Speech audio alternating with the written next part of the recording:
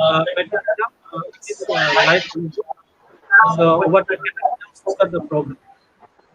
Good afternoon, good morning, good evening from wherever you're attending this webinar from. I welcome you all to this one-day international webinar on necessity of state intervention in language development, a panel discussion on Kokborok, Bodo, Garo, Dimasa, and allied languages, organized by the Department of Political Science in collaboration with the Department of Kokborok, Netaji Subhash Mahavidyalaya, Udaipur. Today, we are very much privileged and humbled to have with us a galaxy of intellectuals comprising of academicians, comprising of research scholars, comprising of students, and various other sections of society as our participants. Thank you all for joining us in this one-day international webinar. To go ahead with our webinar, now I would like to request Dr. Babudhan Tripura, Assistant Professor, A2D in charge of the Department of Political Science, who is also the convener cum organizer of the webinar, to deliver the introductory note.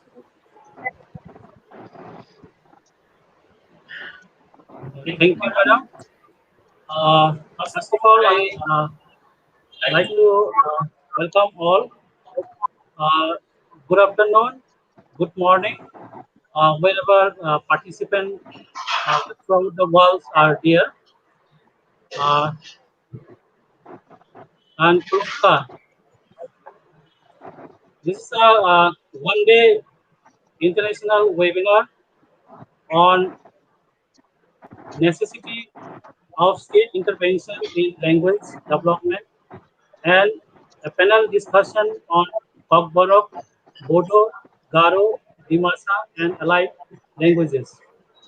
I welcome, first of all the participants from Bangladesh, from Australia, from Japan, and from throughout the India, from North India, South India, and Northeast India especially. I welcome all in this program. Respected our chief patron, Sri Saju Bahe, IAS Director, Higher Education, Government of Tripura, India. Respected Professor Anil Bora, keynote speaker, Professor and Head Department of Literature, Gomati University, Assam, India. Respected Mochang Gorandulal Tripura, Assistant Professor, Department of English, America International University, Bangladesh. Respected Professor Sorna Prabha Chainari, Professor and Head Department of Bodo, Gomati University, Assam, India. Respected Dr. Femilin K. Marak, Associate Professor, Head Department of Garo, Northeast Hill University, Tura Campus, Meghalaya, India. Respected Dr. Monali Longmalai, Assistant Professor, Center for Endangered Language, Tezpur University, Assam, India. Respected Mochang Binoy Debbarma, Senior Linguistic Officer, PTLEC, Kumulong, Government of Tripura, India. Respected our principal, Dr. Ita Das Nayak, as well as President of the international webinar today. So I welcome all once again. Now I am going for the main theme of today's international webinar concept. Language and culture are interdependent. It has long been understood that language is the verbal expression of culture. It is a medium through which culture is carried and transferred. Stories, song, and the meaning of words contain the key to understanding one's world and one's part within it. Strong culture gives the individual a sense of belonging to people and place. For identity, there is now a significant body of evidence which demonstrates a range of benefit for indigenous peoples and minority groups when they maintain strong connections with their language and culture. Having one's mother tongue leads to various social, emotional, employment, cognitive, and health advantages. Bilingualism provides yet another layer of advantage for minority language speaker.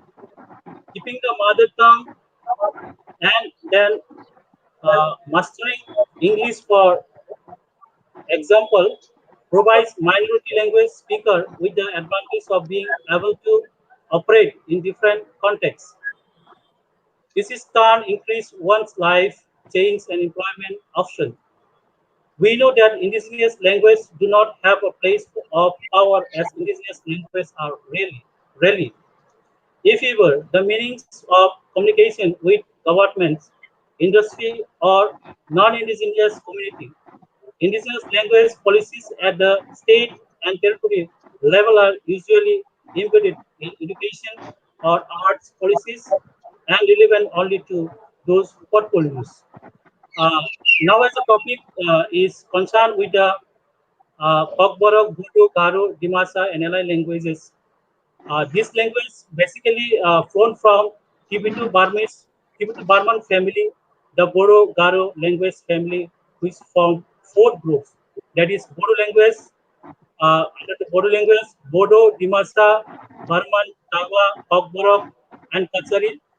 There's a Garo language group, Garo and Megam, Kuch language group, Atong, Kuch, Ruga, Raba, Deori, and Chutia.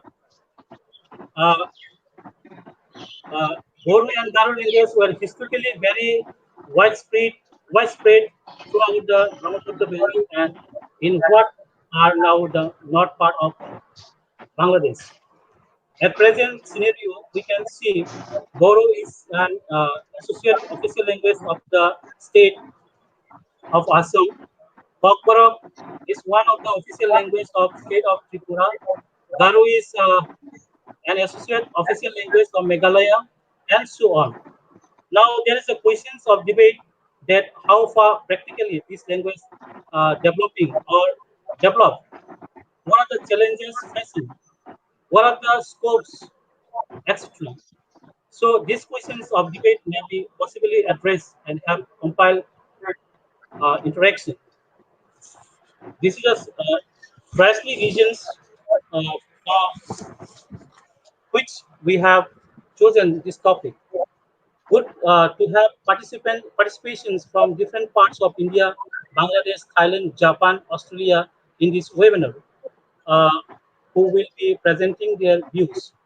All the participants from different language groups and language community hope it will give us good picture, and we expect feedback from viewers. Thank you all. Now over to Petra, madam.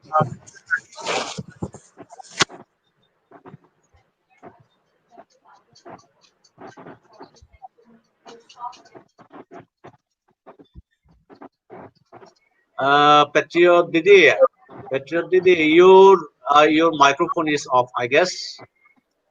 You need to turn on. Okay. Yes, yes, now. Thank you very much, Dr. Babudan Tripura, for your short yet effective discussion on the theme of the webinar. Now, all of us are aware that language and culture are interdependent. And it is through our culture, through our songs, through our stories, and the nuanced meaning of words contain the key to understanding one's world and one's part within it. So we shall today engage in a very elaborate academic discussion on the various issues that involve in the initiation of language development and which can be only flourished due to the state's intervention on the same. Now, I would like to request our dear Principal in charge, Dr. Rita Das Nair, who is also the president of this one day international webinar, to present her welcome Madam, address. 1 second, 1 minute. That our director of education has just informed to me he is in meeting. That's why he will be joining later. Thank you all. Yes, madam, carry on. Okay. Good afternoon. Today, the Department of Kokborok and the Department of Political Science of Netaji Subhash Mahavidyalaya, Udaipur, Tripura, India, have jointly organized an international webinar on necessity of state intervention in language development. The main focus of the theme will encircle on the languages of Northeast India. On behalf of all the faculties of Netaji Subhash Mahavidyalaya, I cordially welcome our Chief Patron, Sri Saju Bahid Sir, Director Higher Education, Government of Tripura. His generous attitude always inspires us to move forward. Today we have with us Professor Anil Kumar Bodo, Head of the Department of Folk Literature, Assam University. I welcome you heartily and eagerly waiting for your keynote speech. We are privileged that we have with us a galaxy of academicians who will enlighten us with their views and ideas. I cordially welcome Mr. Borendralal Tripura, Assistant Professor, English Department, American International University, Bangladesh. I welcome you, sir, in this platform. Thank you. Thank I you, madam. welcome, Thank you very much. Thank you. thank you so much. Namaskar. I welcome Professor Swarna Prabha Chanyari, HOD of Bodo Language, Gomati University. My gratitude goes to Dr. Familin K. Marab, Associate Professor, HOD of Garo Language, Nehu, Meghalaya. I welcome all of you in this webinar platform. I am indebted to Dr. Monali Langmalai, Assistant Professor, Center for Endangered Languages, Tezpur University, Assam, who has given us the opportunity to listen the views and ideas about the language development.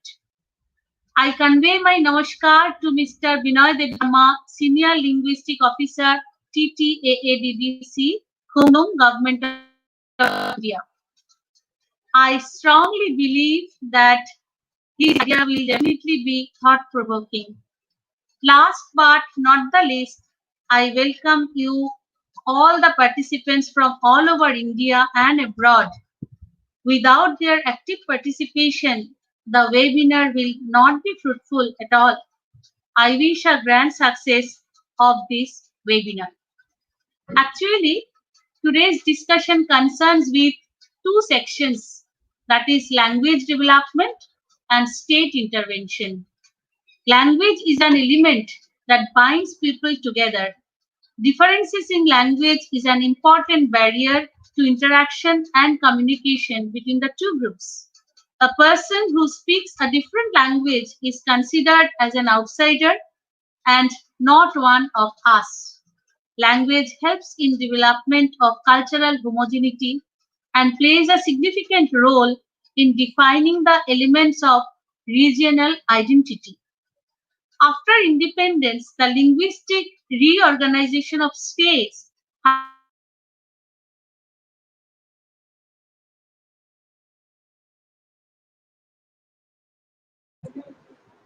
brought about changes in language development. Madam, Madam, you have met your unmute. Madam, you have met your unmute. Please make it unmute. Your mic is muted. Madam, please Is it unmute. okay? Is Yeah, it yeah, yeah. okay?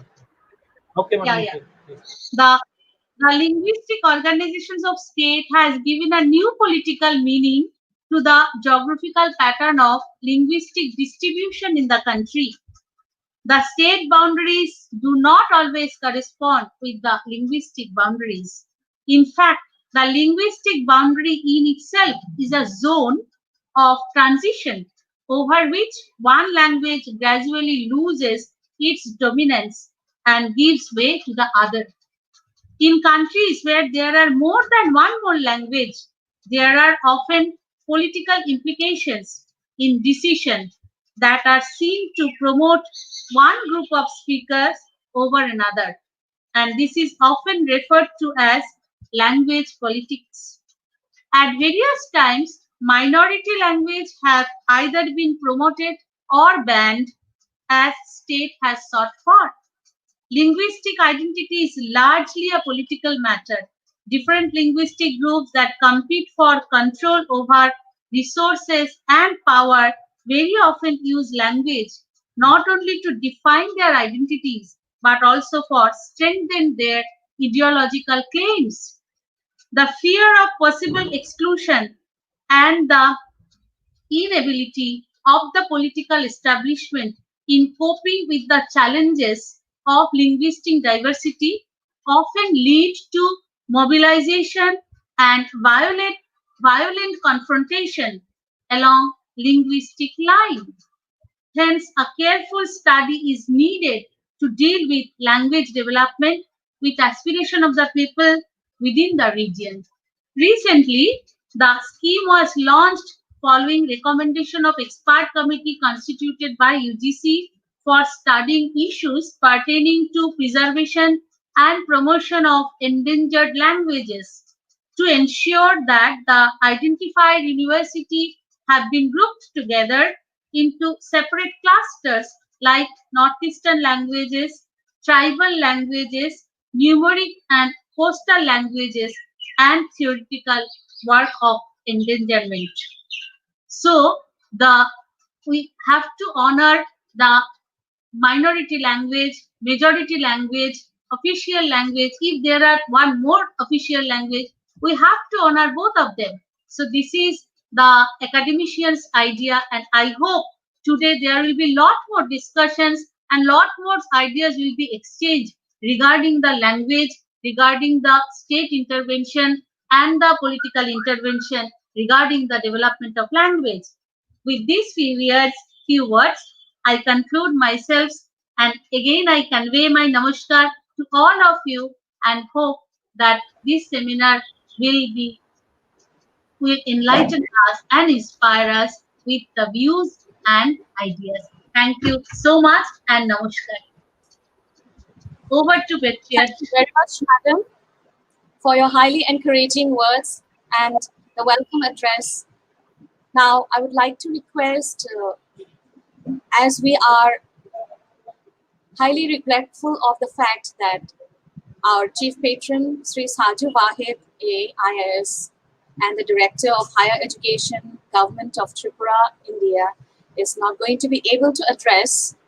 Therefore, we would like to continue with the webinar, and in this regard, I would like to request and invite our keynote speaker, Professor Anil Kumar Boro, the professor and head of the Department of Folk Literature, Gauhati University, Assam, India, to present the keynote address. However, before giving this session to our keynote speaker, I would like to give a brief introduction on his profile. Born on the 9th of December 1961 at Kahitama near Manas National Park, Buxar district, Sir had completed his schooling from North Kharija MA and HE School and College at BH College, Howli. Thereafter, he completed his post-graduation from Gauhati University and also his MPhil and PhD from the same university. His service life started as a lecturer in 1988 in English, the Maria College near Gauhati. And he joined Gauhati University in 2000. Presently, he is also the professor and head of the Department of Folklore Research and the director in charge of Center for Performing Arts, Gauhati University. Sir has published more than 20 books on folklore and Bodo literature, and he has also contributed to Poetry Travelogue, Book of Criticism, books on English. He has also written several books, which are History of Bodo Literature, Folk Literature of the Bodos, The Flute and the Harp, Delphina the Poems, Adhunik Bodo Sahitya, Serja Sifum. He has also edited many books for Sahitya Academy, including Kokborok, Long Sangit, or Kavita in to Bodo. He has also edited journals on folklore and Bodo literatures online. He has also been a member of the professional bodies like International Society for Folk Narrative Research, Indian Folklore Congress. He is also the member of the Board of Studies of Nehu and Nagaland University. Sir is an executive member and convener of the Bodo Advisory Board of Sahitya Academy. Sir has traveled to many countries like Greece, Denmark, China, Thailand, Nepal, Bhutan, Italy, Germany, Switzerland, Portugal for attending several folklore conferences and writers' delegation. Sir has also translated and edited books for Sahitya Academy, and recently he has been translating the noted poet Sankar Ghosh's poetry collection into Bodo. And Sir has produced more than 30 PhD scholars working on the field of literature and folklore.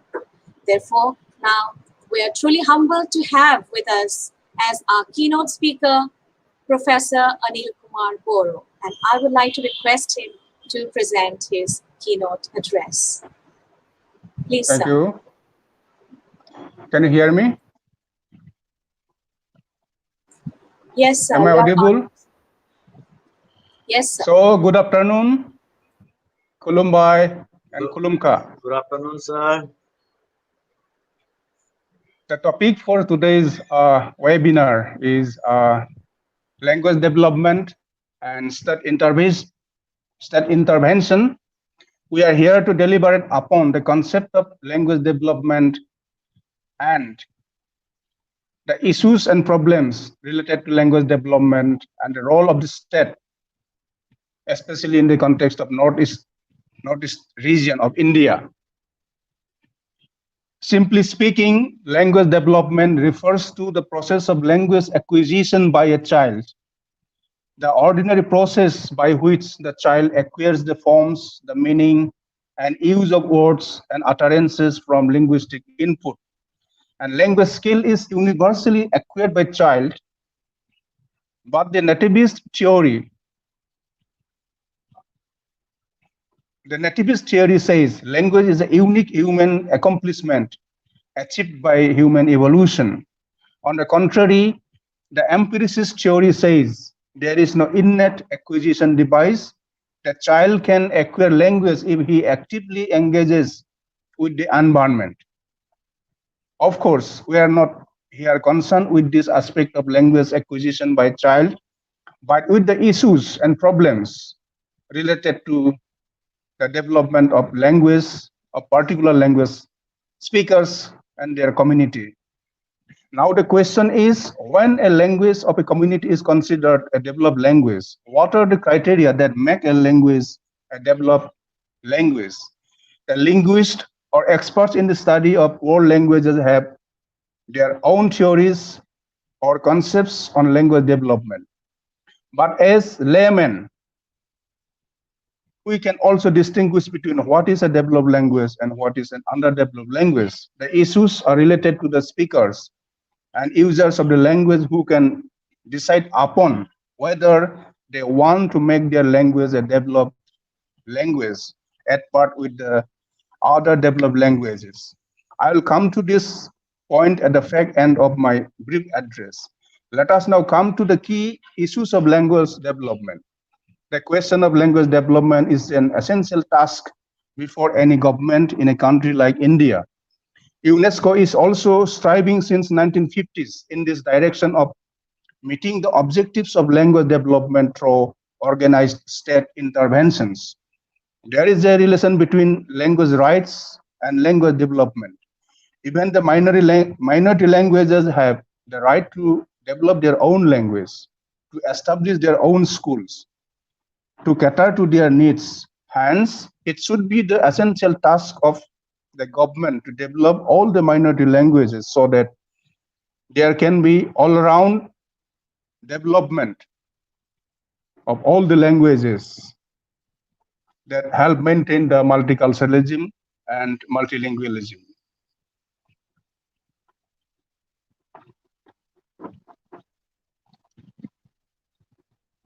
Even the minority languages, even the minority languages have the right to develop their own language and to establish their own schools, and this is recognized in any democratic country with an objective of social development, social progress. And the present webinar will try to address the question with reference to the Tibeto-Burman languages of Northeast India and also the languages, the Kokborok language in Bangladesh. The ideal situation would be the state should take the responsibility of adopting measures for developing the language of all the groups, including the minority groups.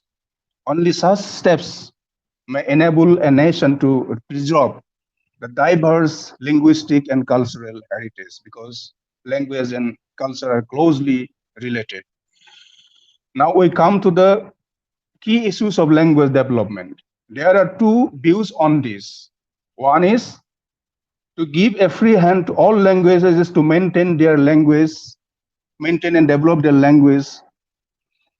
Number two, there may be a monitored policy under the close supervision of a statutory body like the Minority Commission, Language Commission, Multicultural Commission, etc. Side by side, there are debates as to whether all underdeveloped communities and cultures must follow the models of developed languages within their nation state, or there be other roadmaps drawn for language development. Generally, it is seen in many nations that it is better to promote one language through the state policies. And this is normally seen in many countries, many states, to promote the majority language, because it is cost effective and more effective as there is lesser media communication to handle when there is only one language. There is also the possibility that development activities in respect of several languages may go on simultaneously, and that is the most idealistic situation to imagine and perceive. But it is very interesting to see whether different states, different governments have pursued this policy or not. It is seen that languages may either undergo two processes of language development. First, primary development, where language develop naturally through historical process. The second is secondary development, brought about through a series of planned interventions or language planning or language treatment. The primarily developed languages have no models to be followed, but the languages of today have numbers of models before them. Some want to suggest translativity as the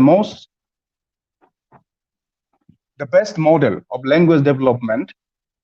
It means that for a language to develop in today's world, there has to be policies which have been implemented somewhere, and these have to be re-implemented again. This can be translated only if the elites of an underdeveloped language want to be so as they are in the decision making.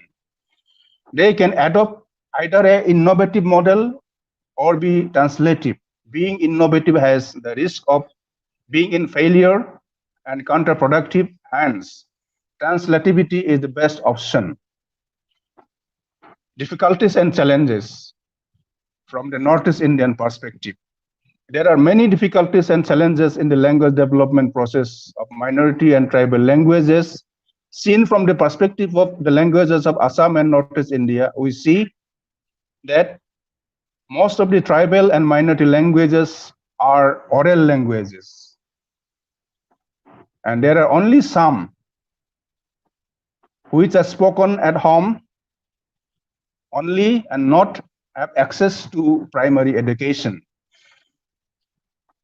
There are some languages which are slowly gaining some importance and taught as mother tongue and language subject up to the primary stage. And some books and magazines are being published in their native tongue. But still, the language is not used by the administrators or the judiciary, the media, and the educators, and even the business community. There, everything is done in the regional language. Assamese in the case of Assam, Bengali in case of Tripura. And along with the regional language, there is the national language, Hindi, English. As major tribal languages of the region, we can cite the example of Bodo from Assam, Kokborok from Tripura, Mizo from Mizoram, Khasi and Garo from Meghalaya that have gradually picked up the expression system which can suit in all standard sociolinguistic situation, which can help in developing these languages as developed languages.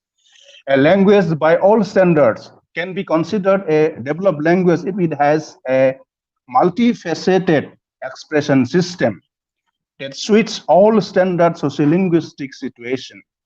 It must be suited to be the language of science and technology, the language for administration, and it should be so developed to be used in modern day telecommunication and mass media.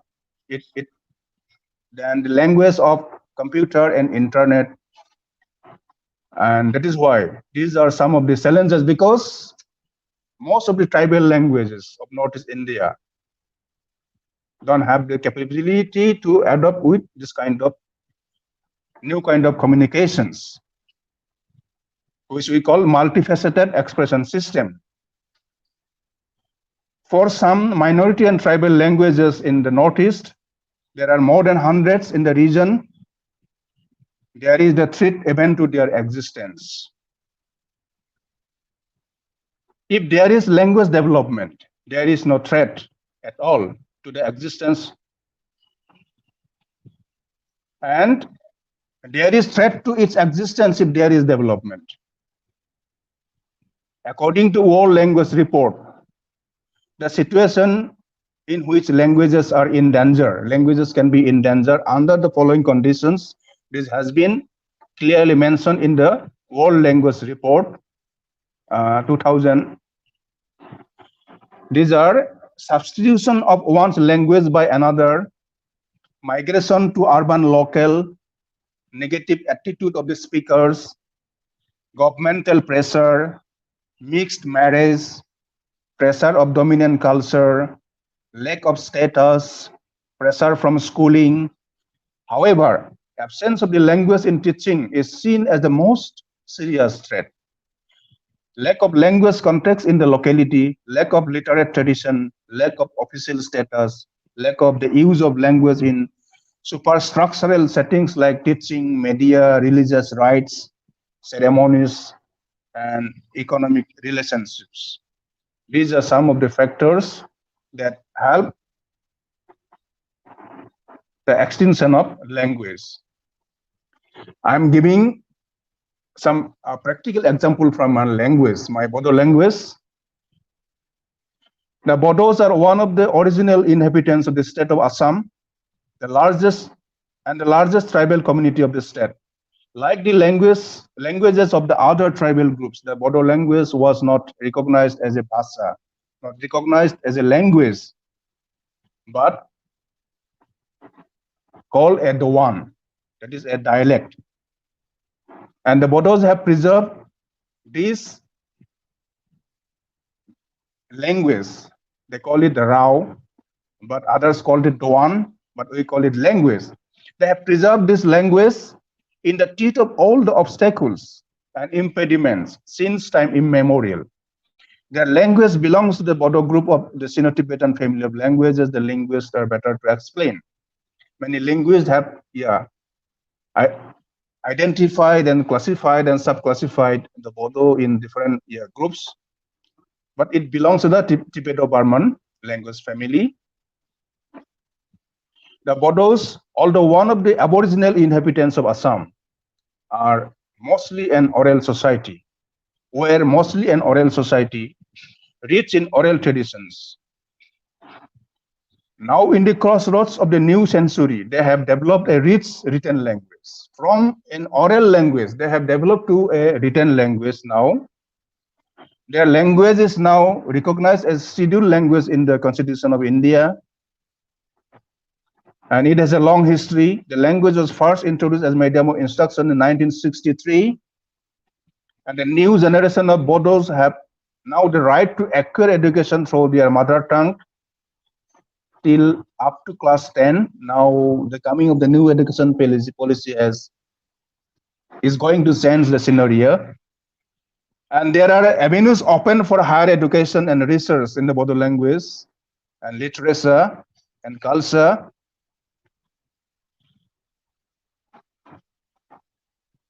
The universities like Gomati University, Bodoland University, Tripura and Cotton University have postgraduate programs for Bodo language and literature. And after Bodo language was recognized as a language in the 8th schedule of the Indian Constitution, new avenues are now open for the development of the Bodo language. The specific case of Bodo language development is not different from that of any other tribal languages of India. The language has seen rapid development in the last few decades, sparked up by a series of movements. The development that we have seen is sparked up by series of movements, social movements launched by the Bodo Sahitya Sabha and Bodo organizations. And the response of the state in taking up some policies for development. The policies like recognizing Bodo as a language up to the graduate and postgraduate level and as a medium of instruction up to the secondary stage in the schools of Assam, and recognizing Bodo as associate official language. And finally, you all know about the inclusion of Bodo language in 8th schedule. No other tribal language in Northeast has been accorded such a recognition. And languages like Khasi, Mizo, Kokborok, Garo also have developed written literatures of their own and have their language introduced as a subject up to the university level. And these languages are used as the language of the media and market and even the language of administration. But still, the speakers of the languages feel their language is being deprived of the due. And herein comes for the importance of more and more state intervention. And from the discussion, we can see that a language, in order to be considered as a developed language, must have the multifaceted expression system that can suit all the standard social linguistic situation, and it must be suited to the language of science and technology. Any of the tribal languages must be suitable for being a language of science and technology, the language of administration, and the language to be used in the mass media, computer, internet. These are the challenges also for these languages, because many of the languages are not yet able to cope up with this new, multifaceted expression system. For some minority and tribal languages, as I have already mentioned, there is a threat even to their existence. There are difficulties and challenges in the language development process of minor or minority and tribal languages. Seen from the perspective of the languages of Assam and Northeast, we see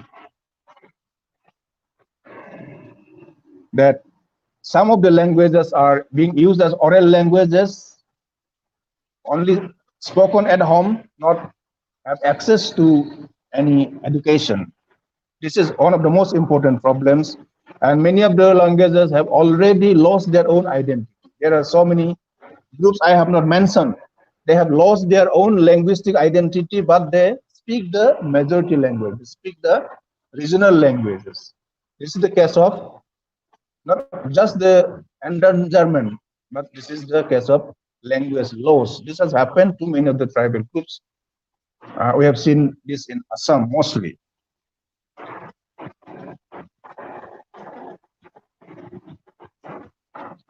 And for the solutions,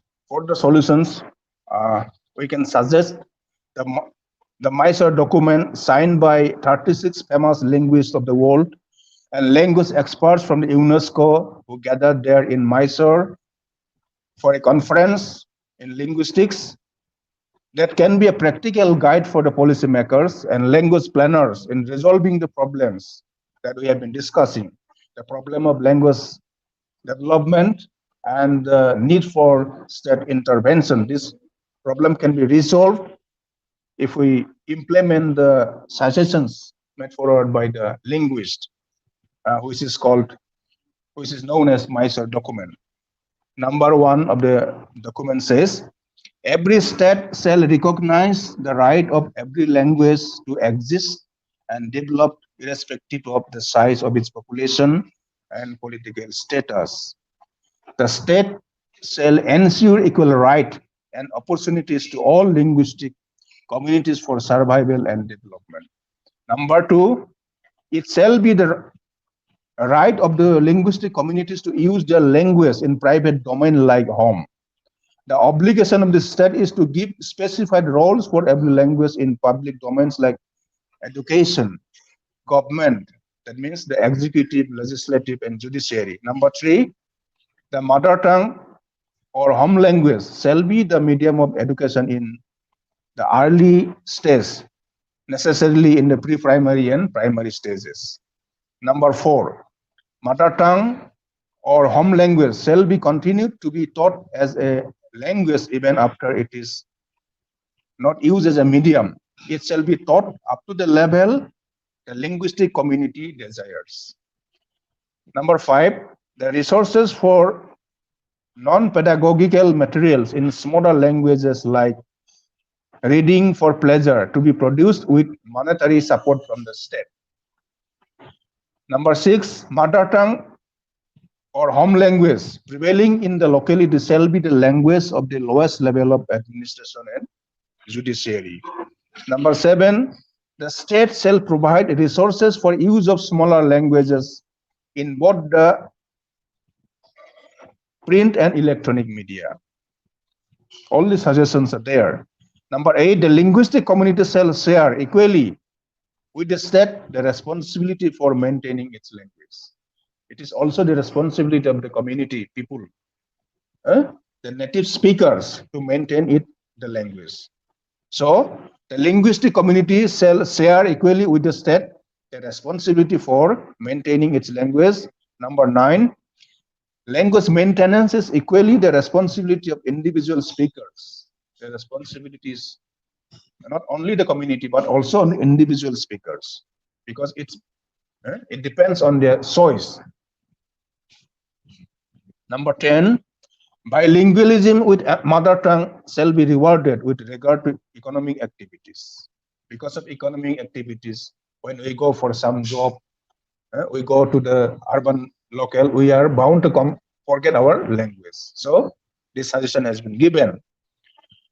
Bilingualism with mother tongue shall be rewarded with regard to economic activities. Number 11, UNESCO and international bodies may bring about in regular intervents global reports on the state of linguistic diversities, similar to Human Development Report. And number 12, the UN, United Nations, shall declare a specific day as the Day of Mother Tongue. Now, this day is observed now, we see. So, with this brief address, I thank you all again and conclude my keynote speech here. Thank you, Kulumka and Kulumbai. Thank you, sir. Thank you so much. Actually, your speech is really thought-provoking. And from your speech, we get the ideas about the characteristics and problems of linguistic community. Above all, we must be responsible maintaining the language development. And your suggestions will definitely show us the path to develop and think for the all the languages, how they can be developed, how we will honor them, and how to take these languages along with all other languages simultaneously. So thank you very much, sir. And this is very thought provoking, and we are really engrossed with your keynote speeches, and we have got much more ideas and be reached with your keynote address. Thank you again, sir. Over to Patriot. Thank you, madam. Thank you, Professor Onil Bora sir, for wonderful presentation and information sharing with us. Sir, there is a few questions from the participant.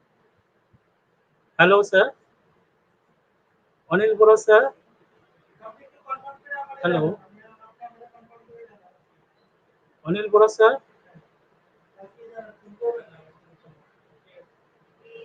Uh, Anil Bora sir, here just few questions from the participant, and there's a question from Islari JC.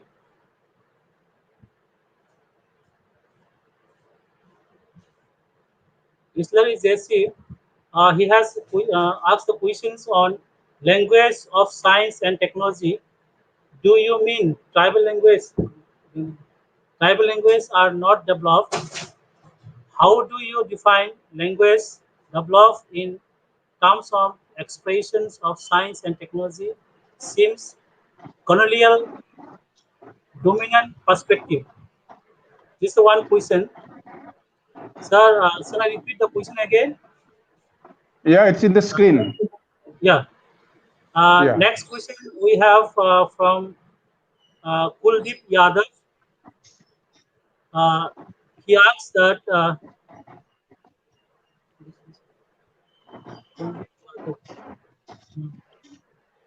yes. Yeah, it's there in the screen. Yeah, I've seen it. What step Kuldeep Yadav? What step to be taken to stop the extinction of native language?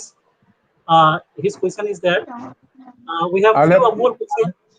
Sir, I'll have to reply one by one. Otherwise, I'll forget. Okay, sir. Okay, sir. Then we'll go I'll, to the. I'll respond to the first question. Okay. Okay. That History, yeah. Yes, sir. My point was that the language experts have said that in order to be a developed language, it must be suitable for being a language of science and technology. It should be suitable for being a language used in computer, modern media, and everything. And the tribal languages are coming up. These languages have come up only in the last few decades. Their history is not more than 100 years. They are oral languages. Only in the last 50 years or 100 years, they have transformed into written languages, modern languages. And they are now coping up with these new technologies. I did not mean that they are not able. They are able, but they should be given the chance, more chances by the respective state governments or the central government or different language policies. That was my point. The second question is about extinction. About the language extinction, I have clearly mentioned it in my presentation. What are threats to the existence of languages? I've seen the I have given the reasons. I have given the points that why and when a language can be extinct. When the number of speaker of a particular language is decreasing and decreasing and decreasing, there may be 1%, 2% speaking one language. The example of Andaman. We can take the example of the Toto tribe in North Bengal. There are so many languages. There are so many regions. And UNESCO has a concept of endangered language. There are so many projects, universities are taking, Madam also referred to that point, UGC scheme. Yeah, we may take up the next questions. Okay, thank you, sir. Hope the participant had satisfied with the reply from our resource person. We have a next question from the Bapan Das. His question is that what steps to be taken for development of minority and tribal languages? Sir, please. Shall I repeat another question, sir? Yeah, as I have mentioned this Mysore document. In the Mysore document, it is very clear. The responsibility is upon the community. It is the responsibility is upon the individual speaker. The responsibility is upon the government. The state intervention must be there. Some positive language policies must be there. That the tribal and oral languages should have their language introduced in the school education, primary education at least. Their language should be used in local administration, if even not in the parliament or assembly, at least in the local self-government administration. At least it should be language of the market. In a tribal dominated area, the business people are from outside, the Marwaris, the Biharis, then the other speakers, and they come to the particular tribal area and they speak their language for selling the commodities. But local people have to learn the language of the outsiders. This has been the situation for centuries, for decades. So this situation should change, and these situations are changing because of these movements, ethnic movements, language politics, ethnic politics, ethnic movements. And as now the situations are coming, the tribal language will be becoming more and more developed. Thank you, sir. We have another question from Ratan Debarma. From Ratan Debarma. He's asking on what is your opinion about the development of mother tongue? Yeah, new education policy. Yeah. Coming to new education policy, suppose I am giving the example of Bodo. In earlier policy, Bodo was a medium of instruction up to 10, class 10. Maybe Tripura is up to class 5 or 7. In Tripura, your Kokborok language is medium of instruction up to class 5 or 7. Up to which class? But according to new education... Actually in Tripura, there is no language, Kokborok language in the school education. We are very interested to introduce Kokborok at least up to 5, so that we all can be used to new education policy. New education policy says it must be it must be up to class 5, compulsory up to class 5. Then you can take up to 12. It is voluntary. Actually, sir, but in our case, it is the medium up to class 10. Now it can be up to 12. Adding to the principal, madam, I just like to give information that Kokborok language in the ADC area up to class 12 level, they are teaching now. From somewhere 11, 12 also they are teaching. In the college, their Kokborok is teaching, and even in a master degree, Tripura University has introduced Kokborok language. So far, 3 or 4 best PG has already passed out. Now in ADC area, some school they offer Kokborok from class 1 onward, but in class 11, 12 they have introduced many school in ADC area. Thank you, sir. So these are the questions that we have got from Okay. Thank you. Thank you very much. These are the questions we get from the participant. Okay, thank you. Whoever asks question, they have satisfied with the reply that has given from our resource person, Professor Anil Kumar Bodo sir. So thank you, sir, for your wonderful session with a lot of information that we have gathered from you. And thank you, Principal Madam, too, for being with us and giving the a brief note on keynote that sir has given to keynote information to the participant. Thank you, madam, and thank you, Bora sir. Thank you. Now over to Patriot madam.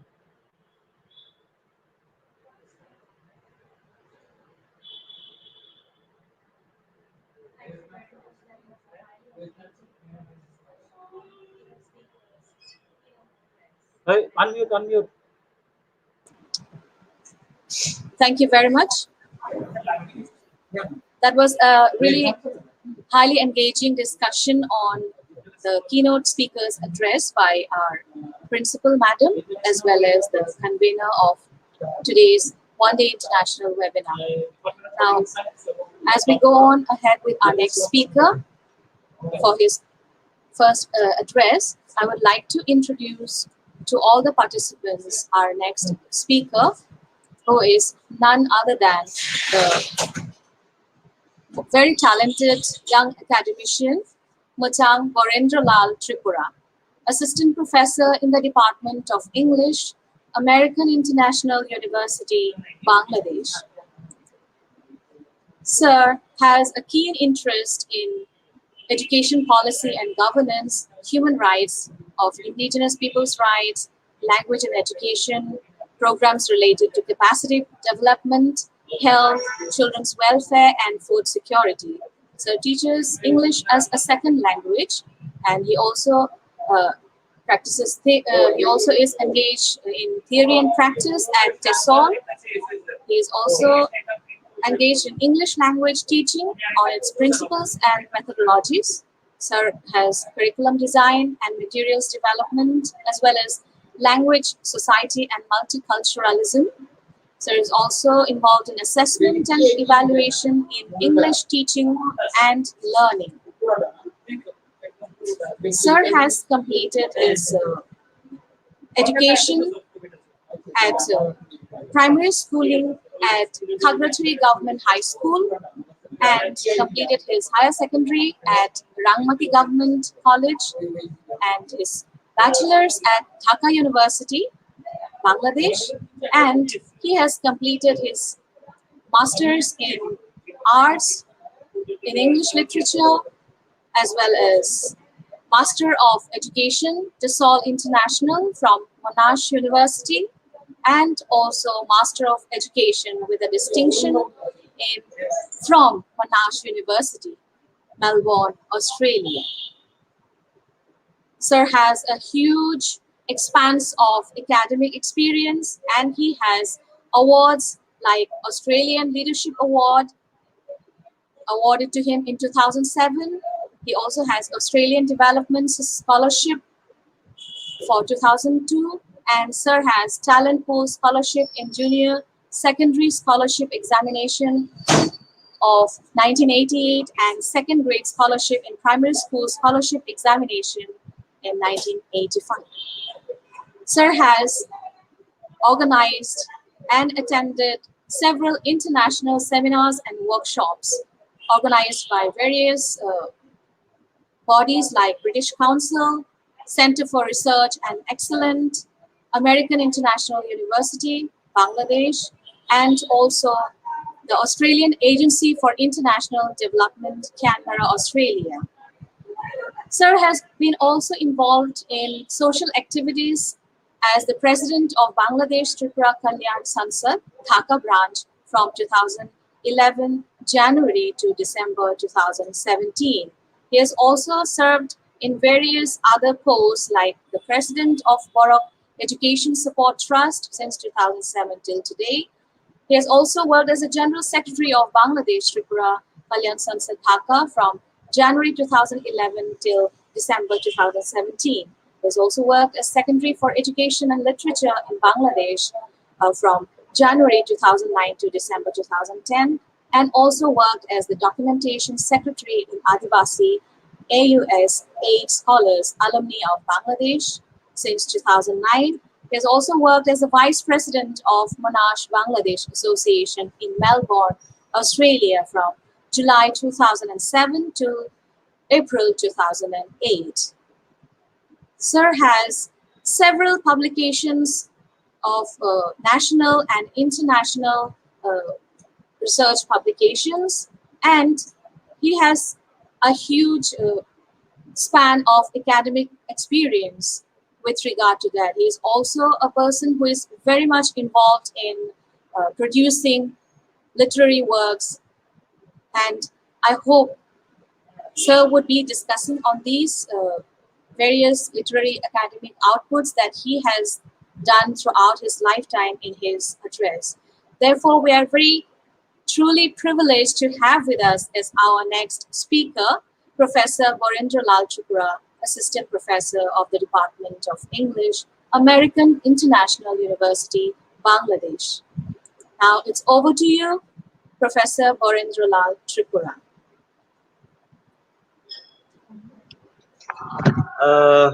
Good afternoon, Namaskar and Kulumka. This is Borendra Lal Tripura from Bangladesh. I'm working as an assistant professor, Department of English, American National University, Bangladesh. So I welcome you all in my presentation.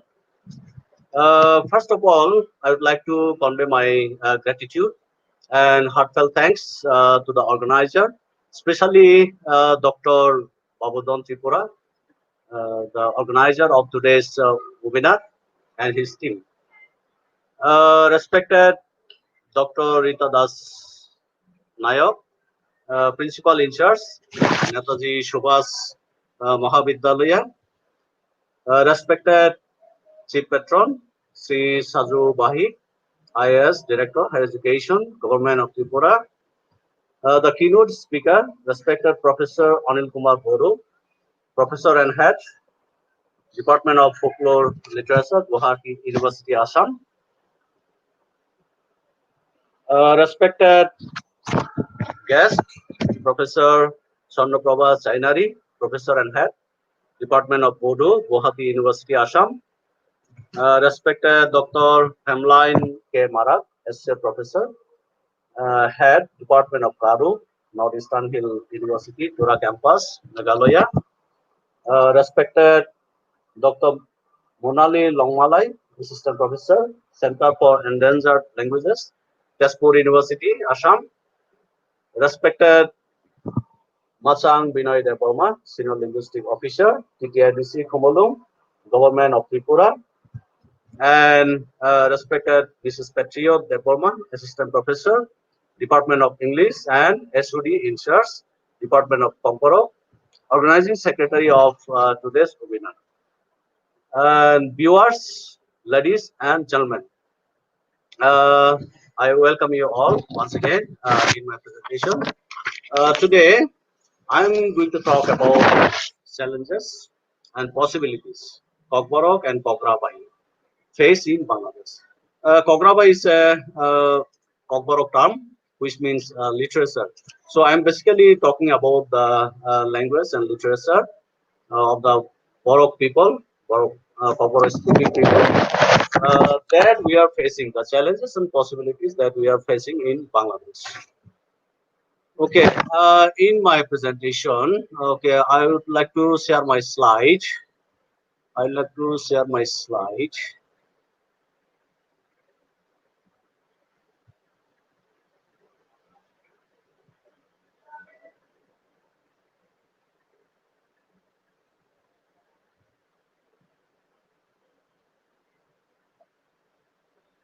Patriot Didi, Patriot Didi, is my slide visible? Hello, hello, Patriot Didi, hello, hello. Sir, it is visible. Oh, it is visible. Okay, Yeah, then it's you fine. do that full screen. Okay, it's full Yes, screen. it's fine. Okay. First of all, I would like to give an outline of my presentations. As you can see on screen, I'll be talking about some informative background of my topic and the current status of Kokborok in Bangladesh, a policy context. I will also discuss about the challenges and possibilities in the conventional language domains, as well as the new challenges and possibilities outside the traditional language domains, and followed by recommendations for the development of Kokborok and Kokrabai in Bangladesh. Okay, in introduction, I would like to say that ethnic minority languages, having no influence in the state system of the world, have become alarmingly vulnerable to language shift or language death in the current complex and dynamic states and societies. In parallel with the spread of globalization, technological advancement, as well as the dominance of national and international languages. Consequently, valuable human knowledge, skills, and insight into the planet are losing away along with the death of the languages. So, in this context, in Bangladesh, there are 35 languages other than Bengali, the national language, spoken by 54 different ethnic groups, according to Wikipedia and IWGIA, many of which are listed as endangered or vulnerable languages. Kokborok is also rated as a vulnerable language by Wikipedia.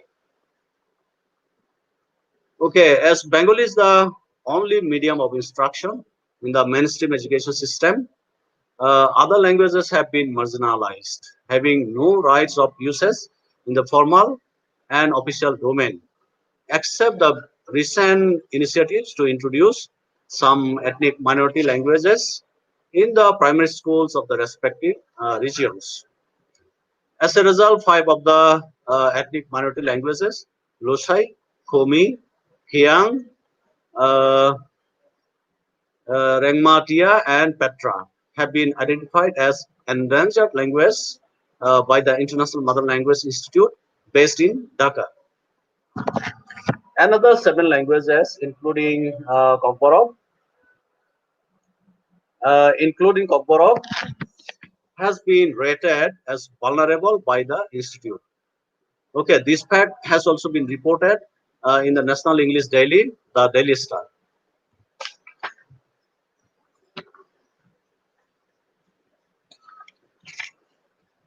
Nevertheless, there are also possibilities and potentials for the Kokborok to survive in Bangladesh that include favorable government policy changes, enthusiasm among individuals, and opening of digital platforms, and so on. In this essay, I would like to discuss about a brief background and current status of Kokborok and Kokraba in Bangladesh, with special focus on the challenges and possibilities.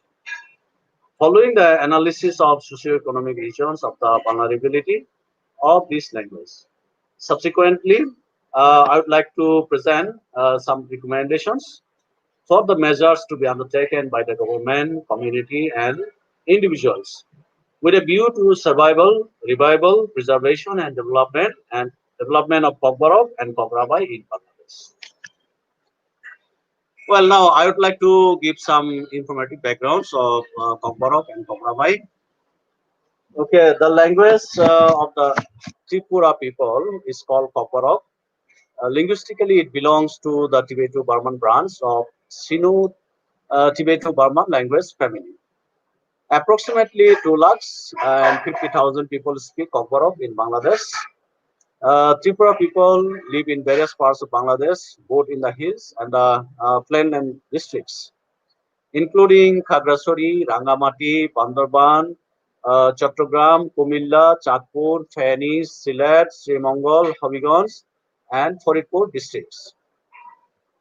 Among them, unfortunately, majority of Tripura people living in Rangamati Hill district have forgotten Kokborok, and they have shifted to Chakma language.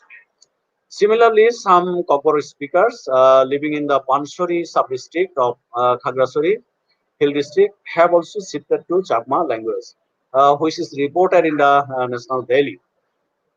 It is worth mentioning that according to the Ethnologue Catalog, 7 edition 2014, there are 7,106 living languages in the world. Okay, but many of the languages are vulnerable to extinction. The rate of language death is becoming very high in the 21st century. In the 2000 years before BC, only 7 languages died. But in the AD, in the last 2000 years, 107 languages died. Okay, so 7 before Christ, 7 languages died in the 2000 years before Christ, and after Christ, in the Anno Domini in the 2000 years on 107 languages now. So the rate of language that is moving very fast in the 21st century. We can see that in the last 14 years, 2001 to 2014, 12 languages has been reported as that. Okay. In the same line, another 473 languages are listed as endangered, which, if not taken care, may extinct from the earth. Okay. Kokborok has also been rated by the International Mother Language Institute as one of the 7 vulnerable languages. Okay. Now uh, I'll give a brief summary of the current status of Kokborok in Bangladesh, a policy perspective. Okay, Kokborok is one of the 24 recognized ethnic minority languages in Bangladesh, which has been recognized through the adoption of Small Ethnic Groups Cultural Institution Act 2010. UNESCO observed that because of the act, several public agencies have taken different initiatives, such as collection and preservation of their own cultural elements, that includes language, musical instruments, ornaments, handlooms, textiles, etc. Consequently, the small ethnic groups are much more recognized by mainstream people than before in Bangladesh. In parallel, people of small ethnic groups are much aware about the rights and importance of their cultural expressions. Together with the Small Ethnic Groups Cultural Institution Act 2010, the National Education Policy 2010 has created a favorable policy environment to preserve and develop Kokborok, likewise other ethnic minority languages in Bangladesh. Kok Atoll states, for the first time in the history of Bangladesh, mother tongue based education has been recommended by the Education Policy 2010. Following the mandate of the policy, the Ministry of Education formed a committee for writing textbooks in 6 different ethnic groups for pre-primary level of the students. As a result, students of the 5 ethnic minority communities, for example, Chakma, Marma, Garo, Sadri, and Kokborok, received textbooks in their own languages in 2017. It has been decided by the pertinent government department that gradually all the ethnic minority languages would be introduced in the schooling system in the concerned region of the country. This has certainly lightened up a ray of hope for the ethnic indigenous minority peoples of Bangladesh in the time when the country has celebrated its golden jubilee. Well, to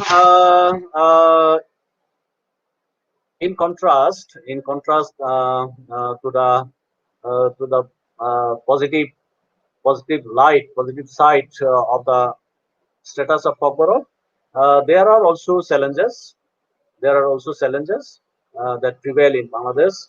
Now, I'll give you a detailed summary of the challenges and possibilities in the conventional language domains. Okay, within the policy context discussed above, one may be over over optimistic about the status quo position of Kokborok, the language of the Tripura people of Bangladesh.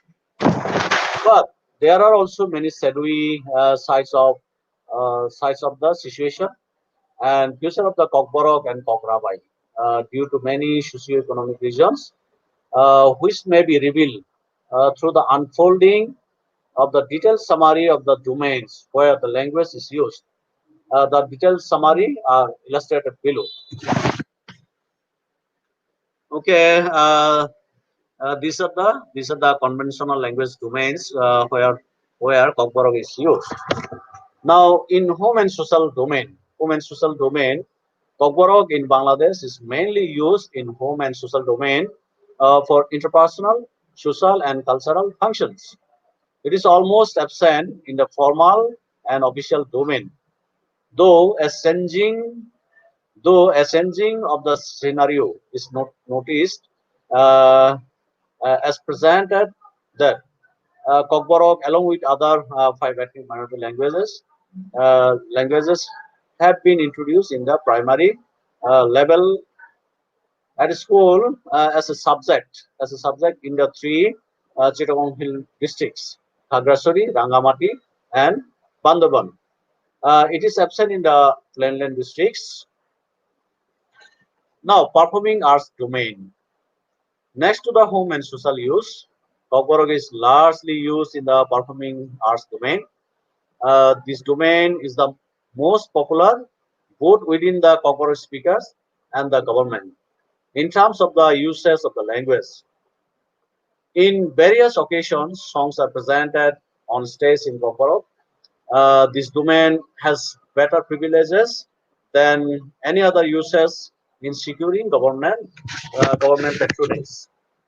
There are three government-funded cultural institutions set up in the three hill districts, which undertake training and productions of songs, composing, producing, and staging of Kokborok and other ethnic minority language-based events. Chattogram and Rangamati Betar also patronize the uses of ethnic minority languages through the broadcasting of news bulletins and songs. However, in the mainstream media, print and electronic, this patronage is almost absent, except the random and anecdotal broadcasting of songs and dances on occasional basis. There is no fixed or programmatic schedule, slots, or efforts noticeable for the users of ethnic minority languages in the mainstream media. As performing arts domain is very popular among the Tripura people, they use own language both with social and individual efforts. In contrast, recording, digital production, and broadcasting is very rare and scarce. Another form of performing arts is the home-based entertainment in a family party or social events. People usually tend to sing for entertainment, ranging from short songs or lyrical ballads, but never any event or reading from book or poetry or recitation or singing rhymes is noticed, except the recent effort by me and my fellow team members in digital forum Kokborok Pograbai Songshot. Now, the educational domain. Uh, the medium of instruction in the mainstream schooling is uh, in Bangladesh is Bengali from primary to higher education level. A mixed language instruction is followed in the tertiary level. As mentioned above, Kokborok has been introduced in the primary level as an optional subject. As an optional subject in the primary schools located in some areas of the three hill districts. It has been noticed that the language is introduced as a subject, not as a medium of instruction, which is divergent to the spirit and objectives of the Education Policy 2010.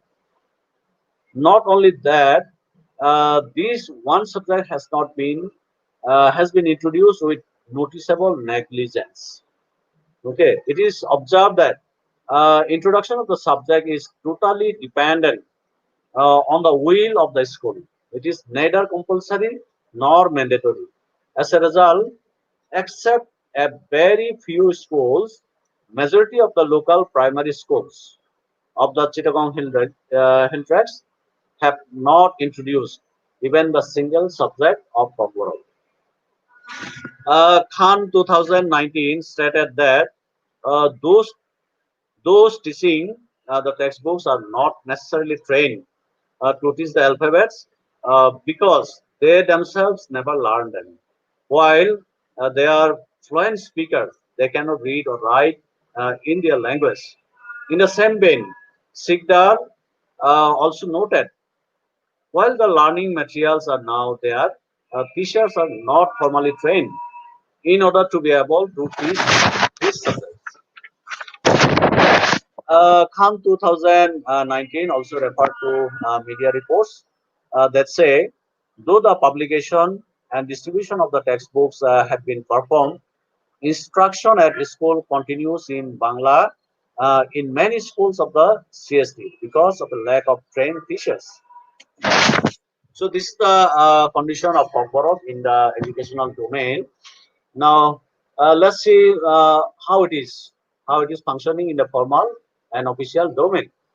In Bangladesh, there is no scope of focusing any other language than Bengali in formal and official domain. It is defined and directed by the constitution and the state policy. Uh, the comments of Hawk et al. In 2018 may be noted here. As they explain, thus the constitution favored Bengali and ignored the minority languages. Bengali was used to promote nationalism and transmit the history, culture, and tradition of the people.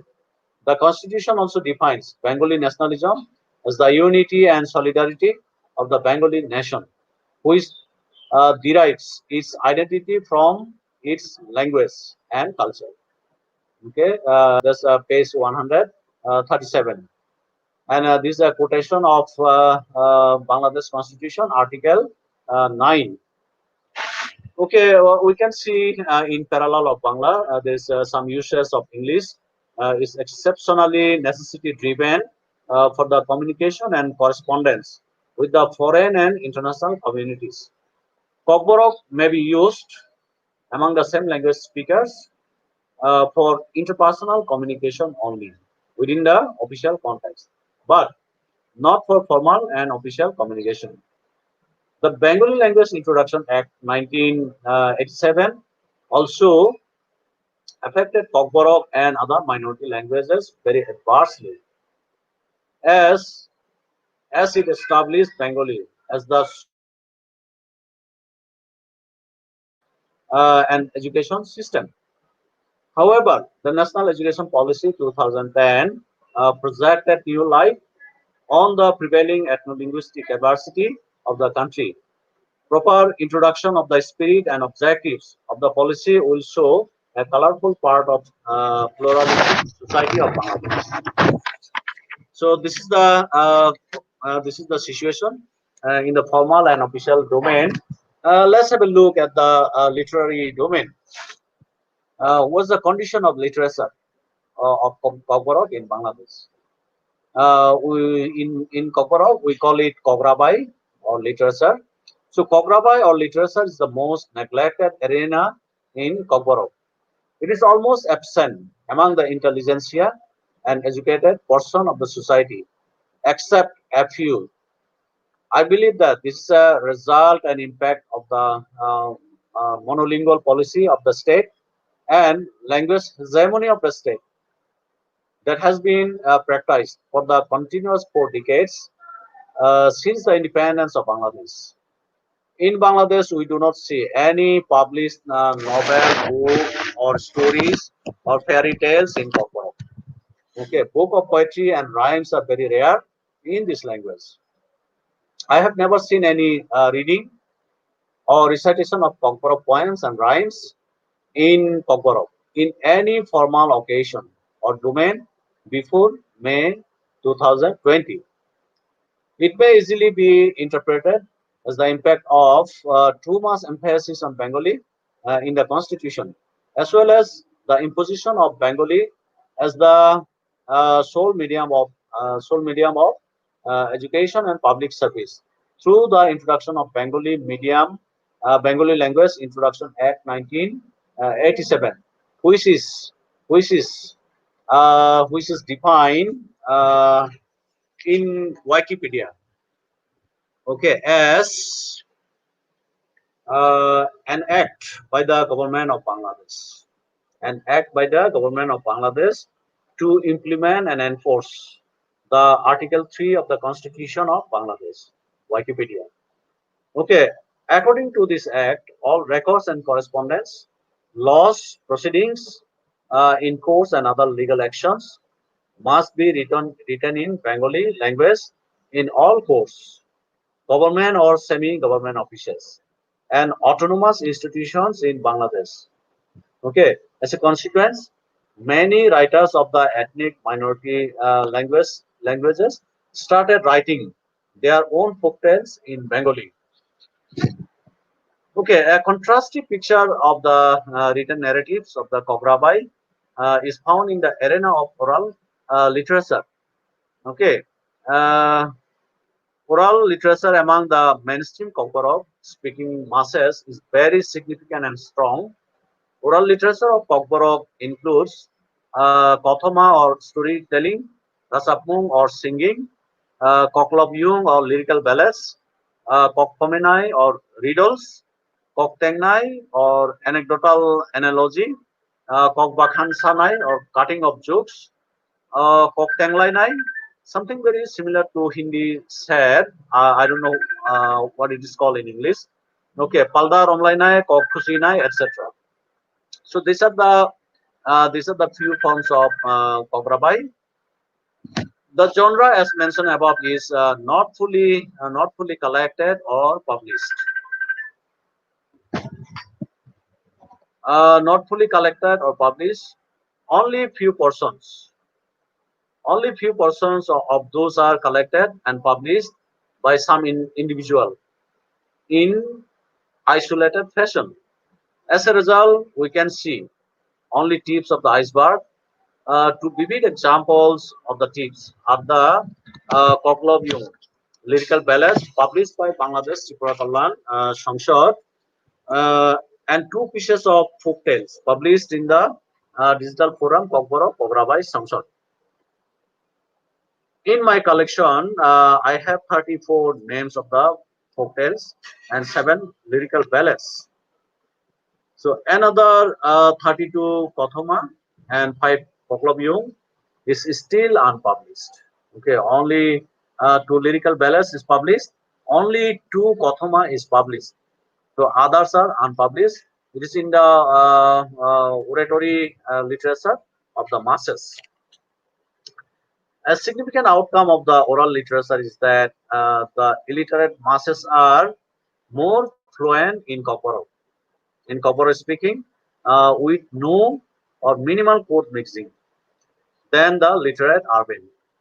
Okay, the literate persons have formed a habit of reading and writing in Bengali or English, which is very natural and expected outcomes of the education system and policy.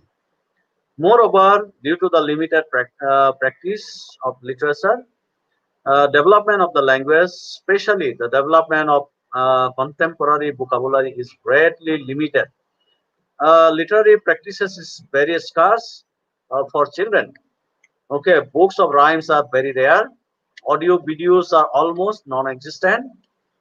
Children are growing with the emptiness and non-exposure to Kokborok literature and digital materials.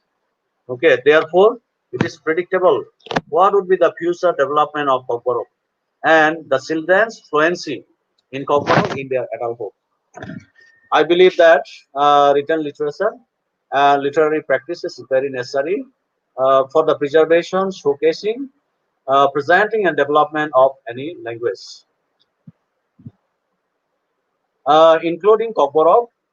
Okay, therefore, written and publication domain of the ethnic minority languages, including Kokborok, should be sufficiently supported by the state and the community.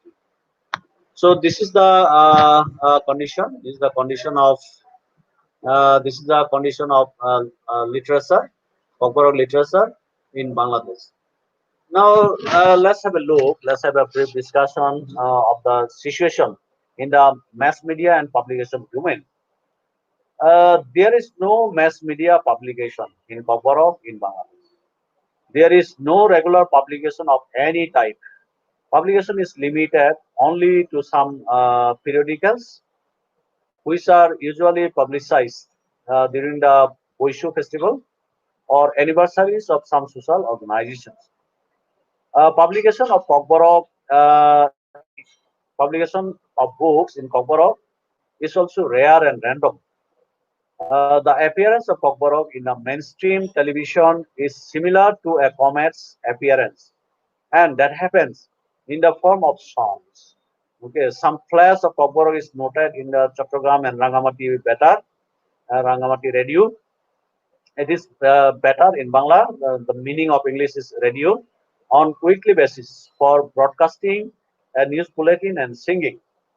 So as a consequence of this scarcity, Kokborok speakers in Bangladesh did not form a habit of reading in mother tongue. Thus, great constraints in Kokborok reading is very prevalent among the Tripuras of Bangladesh. In parallel, they also generally lack word stock and feel hindered in fluent expression of Kokboros without food mixing. Thus, it is very common that they mix huge volume of Bengali codes in their speeches. The extent is so high that Bengali speakers in some occasions say that they feel like they understand almost 80% of the speeches.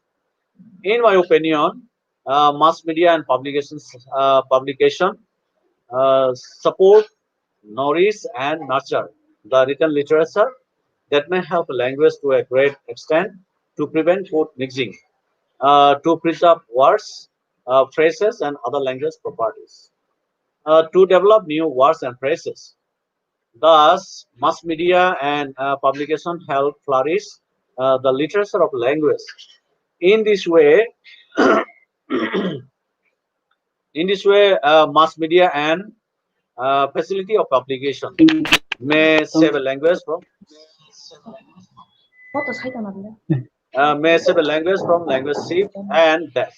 But we do not have mass media for Kokborok in Bangladesh. It's very unfortunate. Okay, so this is the condition of Kokborok in the mass media and publication domain.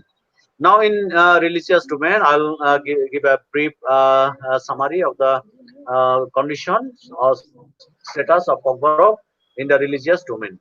Okay, Tripura people or Kokborok speakers in Bangladesh follow by religions. Okay, I would say by religions or two religions. Animism or the indigenous religion, which means worshipping of the nature, and in parallel they also follow one of the transcultural religions, either Hinduism or Christianity. So some Tripura people follow Hinduism and animism at the same time, and other Tripura people follow Christianity and animism at the same time. So in that sense, I can say Tripura people are follower of bi religions.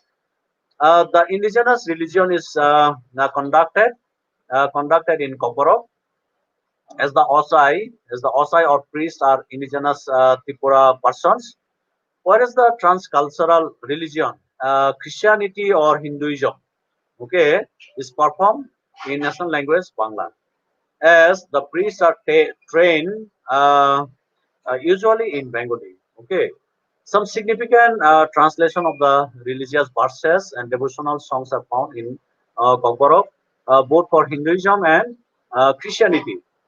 But currently, I personally did not meet any such devotional songs sung in Kokborok in religious programs or festivities. The regions may be understood in a context of media and publication domain discussed above, as the songs were not recorded in audio visual format. Rather, it depended on personal oratory medium. It did not or could not sustain and be disseminated. I feel that audio visual content in Kokborok may create a space for Kokborok in the religious domain. So this is the situation. This is the condition of Kokborok in the traditional, in the conventional language domains. But outside of this domain, there are also new challenges and new possibilities. Okay, I will give a brief. I'll highlight very briefly about the new possibilities and new challenges rising in Bangladesh for the Kokborok.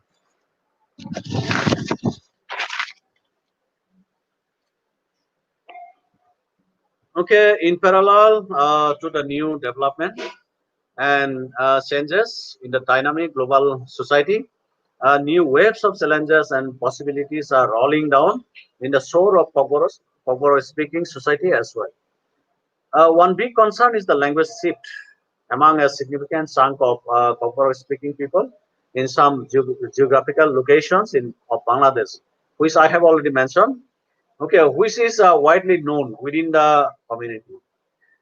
The second largest challenge, the second largest challenge that Kokborok faces in Bangladesh is the alarming volume of Bengali codes mixing in the speech of the educated Kokborok speakers. The rate is so alarming that members of other communities nowadays express that they understand almost 80% of the Kokborok speakers' word. The third concern is the issue of language standardization. Okay, as Kokborok is now given a place in the education system, in the primary schooling system, in the local primary schools of local primary schools of Chittagong Hill Tracts, materials are being developed in Kokborok. Okay, books are written in Kokborok, which subsequently brought the issue of language standardization in the front row because various dialects of the same language exist within the community. Kim et al. 2011 has vividly presented the variety of dialects in the SIL Electronic Survey Report 2011, where they have also placed their recommendations about what to do to standardize Kokborok language. The fourth challenge that Kokborok face in Bangladesh is that government has adopted an approach to completely develop textbooks with a pool of contracted writers, ignoring existing books and creative works of well-known writers. The results are not yet known or studied, but the impact is already revealed. Acceptance of the books are seriously struggling. Okay, the last but not the least challenges Kokborok or Kograbai faces in Bangladesh is the extreme lacking of patronization of Kograbai or Kokborok literature. Due to the lacking of publication and funding, writers are not encouraged to continue their creative thinking and working through write-ups. And the impacts are intense. Impacts are intense in Kokborok.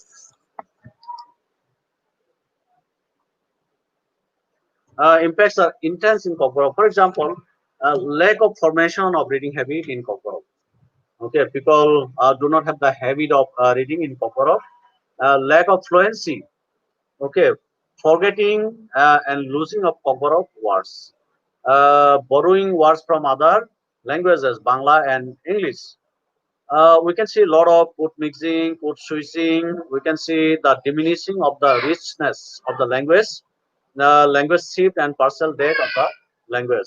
So this is the new challenges Kokborok and Kograbai, Kokborok literature are facing in Bangladesh. Okay, in contrast to the dark side of the phenomenon, we can also see the glimmering hope in the horizon of Kokborok and Kograbai. It is mentioned above that. It is mentioned above that now in Bangladesh, a positive policy context has been created, which is enabling many positive changes, including the enhanced awareness both within the community, government spheres, and fellow countrymen. Okay. Secondly, it can be we can see the rise of digital forum such as Facebook, YouTube, and blogs. Writers, singers, and producers are discussing, composing, posting, producing, and publishing their works directly to the blogs, Facebooks, or YouTube accounts. To make these platforms more dynamic and specialized, they are now creating pages and groups where instant posting, discussing comments, or even live programs are being hosted. One such group is Kokborok, Kograbai Samshad, which is hosting live events of storytelling, poems recitation, rhyme recitation, and so on in parallel to written publications. Thus, digital media has created an unprecedented alternative space and medium for literary practices, quenching the thirst of the writers to some extent. Okay, the next is now we do see more institutional setups, both in the community and state levels than before, including the Bangladesh Tripura Kalyan Sanshad, Rangamati Tripura Kalyan Foundation, NGOs, small ethnic groups, institution, etc., which can play positive roles to facilitate the development of Kokborok and Kograbai and other allied languages. In parallel, enhanced individual efforts are also noted, which is very essential for any language and literature to survive and flourish. But the individual writers must be encouraged and patronized, especially for publications.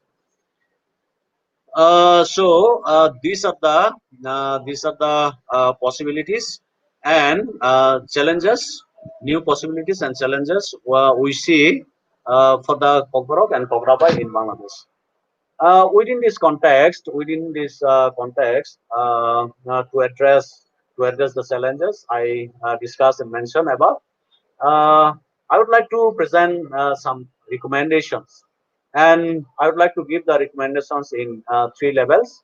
Okay, it should be government level, should be community initiatives, and individual effort.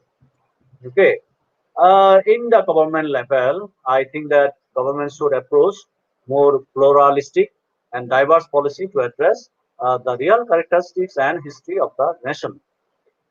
A bilingual or multilingual education may be introduced up to secondary level in the areas where the Tripura and other ethnic minority people are living.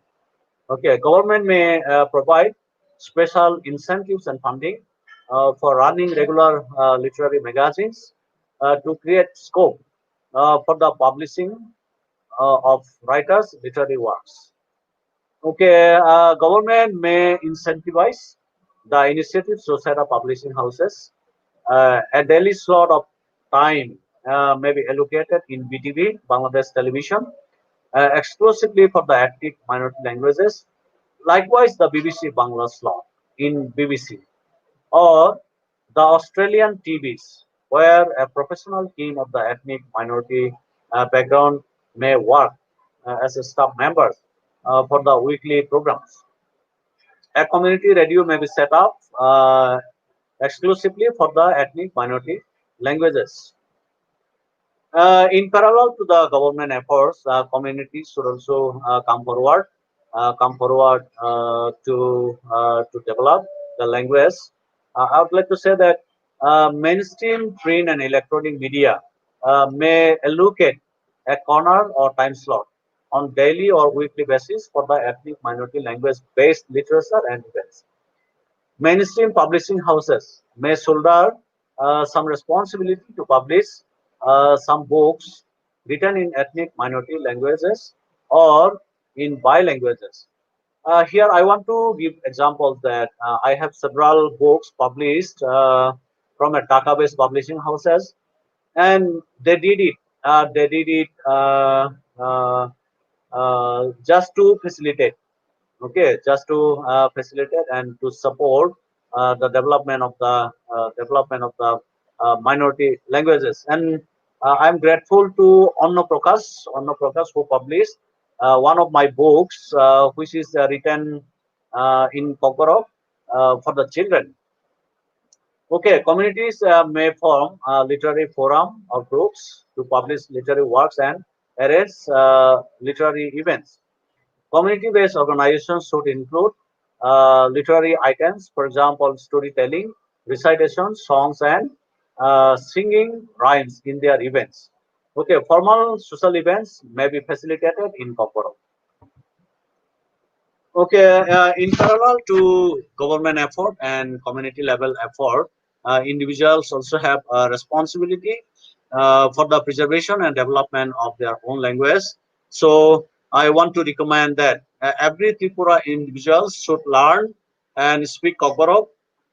One should put effort to learn to speak own languages, especially the one mentioned in my discussion, those who have forgotten Kokborok, those who have shifted to other language, they should put effort to learn and speak own language. Okay, every adult should learn some Kokborok rhymes, poems, and songs, so that they can recite and sing them to their children as a mean to grow interest and love, to implant seeds in the mind of the children. The parents who never recite or read a Kokborok rhymes or songs, can they ever expect their children to love the language and literature? No. Okay. So parents should present example to their children. Okay. Parents should name their children in Kokborok. Okay. Name is the first identity of a person. If a person is named with own language, one would be called so thousands of times in lifetime. Okay. Moreover, if every Tripura person keeps a name in Kokborok, and if one meets at least another 500 Tripura people, one gets opportunity to learn 500 words automatically, just for naming a children in their own language. Okay, interested individuals should strive to write Kokborok literary pieces, collect oral literary pieces, and compose songs. Individuals should take initiatives to make the schemes and projects happen. The schemes and projects government is taking forward. The schemes and projects individuals are taking for communities are taking forward. Okay, it should be supported. It should be supported by individuals. Okay. Okay, I am almost at the end of the presentations. Okay, in conclusion, I would like to say that in these presentations, I have covered some points. Okay, I have covered some points. That is the current status of Kokborok in Bangladesh, which is in vulnerable position, which is identified as vulnerable by the Mother Language Institute, which is also highlighted in the National English Daily, the Daily Star. Okay, I have also given a detailed summary of the situation captured both within and outside the conventional domains. Okay, and following the discussion, I have presented some recommendations in three levels. Okay, finally, to end my presentations, I would like to make a reference to the quotation of Saurabh Sikdar, who is a professor of Dhaka University in the linguistics department. He said, each community has their own literature in spoken forms, and they have poetry, songs, and fairy tales. The forms of literature will be lost unless the communities are given education in their mother tongues. Okay, thank you, everyone. Thank you for your patience hearing me. That's the end of my presentations. Now, if anyone has any questions, you are welcome to ask. Thank you very much, Professor Warendra Lal Tripura, for your very engaging and very informative presentation, sir. You have discussed and elaborated at length the issues and challenges that are being faced by the indigenous languages, which are still, marginalized at the practice level. And we have no doubt regarding the fact that bilingualism is indeed, it provides another layer of advantage for minority language speakers. Uh, and keeping the mother tongue and both mastering English is, is a kind of advantage for the native speakers to excel in the spheres of employment and in the, in the sectors for increasing one's own chances in life. However, we know that languages, that is, indigenous languages do not have a place of power in the society, because uh, it is rarely seen that the means of communication is not done in the indigenous languages, and therefore it creates the inefficiencies in the development of the language. Because more the language is spoken and written, more will be the development of the language. And this is where the state needs to intervene. And I'm very much thankful to you, sir, for your very informative presentation and categorizing the solutions from the individual, community, and to the state level in order to enhance the language. So we have lots of questions and queries from our participants, which are being given in the chat box. The first question has come up from Visharanjan Tripura, and his question is there a difference between Kokborok and Kokbrabai? You said a majority of Tripura people forget Kokborok. What could be the reason, and how do we revive this slow dying of Kokborok language? Please, sir. Okay, thank you very much. That's a very good question. Well, Kokborok means the language, and Kograbai means the literature. Actually, this is not two languages, just two branches of the language. Okay, one is language, and other one is literature. I mean that. And the subsequent question: what could be the reason, and how do we revive this slow dying of the Kokborok languages? Well, in my discussion, I have already highlighted the regions. Basically, Bangladesh is a monolingual country by policy and by constitution. Okay, and various time laws has been made. For example, the Bengali Language Introduction Act 1987. It has totally banned all other languages from Bangladesh, and only Bangla has been introduced in every formal and government systems. And there is also legal consequences of using other languages. Okay, so even the Tripura people shifted to writing in Bangla. Okay, writing their own stories, fairy tales are also shifted to Bangla. Okay, so policy context, and I have also mentioned that there is no patronization, no space, there is no scopes for publications, etc. So for this various socio-economic region, uh, Kokborok is diminishing in Bangladesh, but now we can see the ray of hope as the policy context is changing, and government has taken legal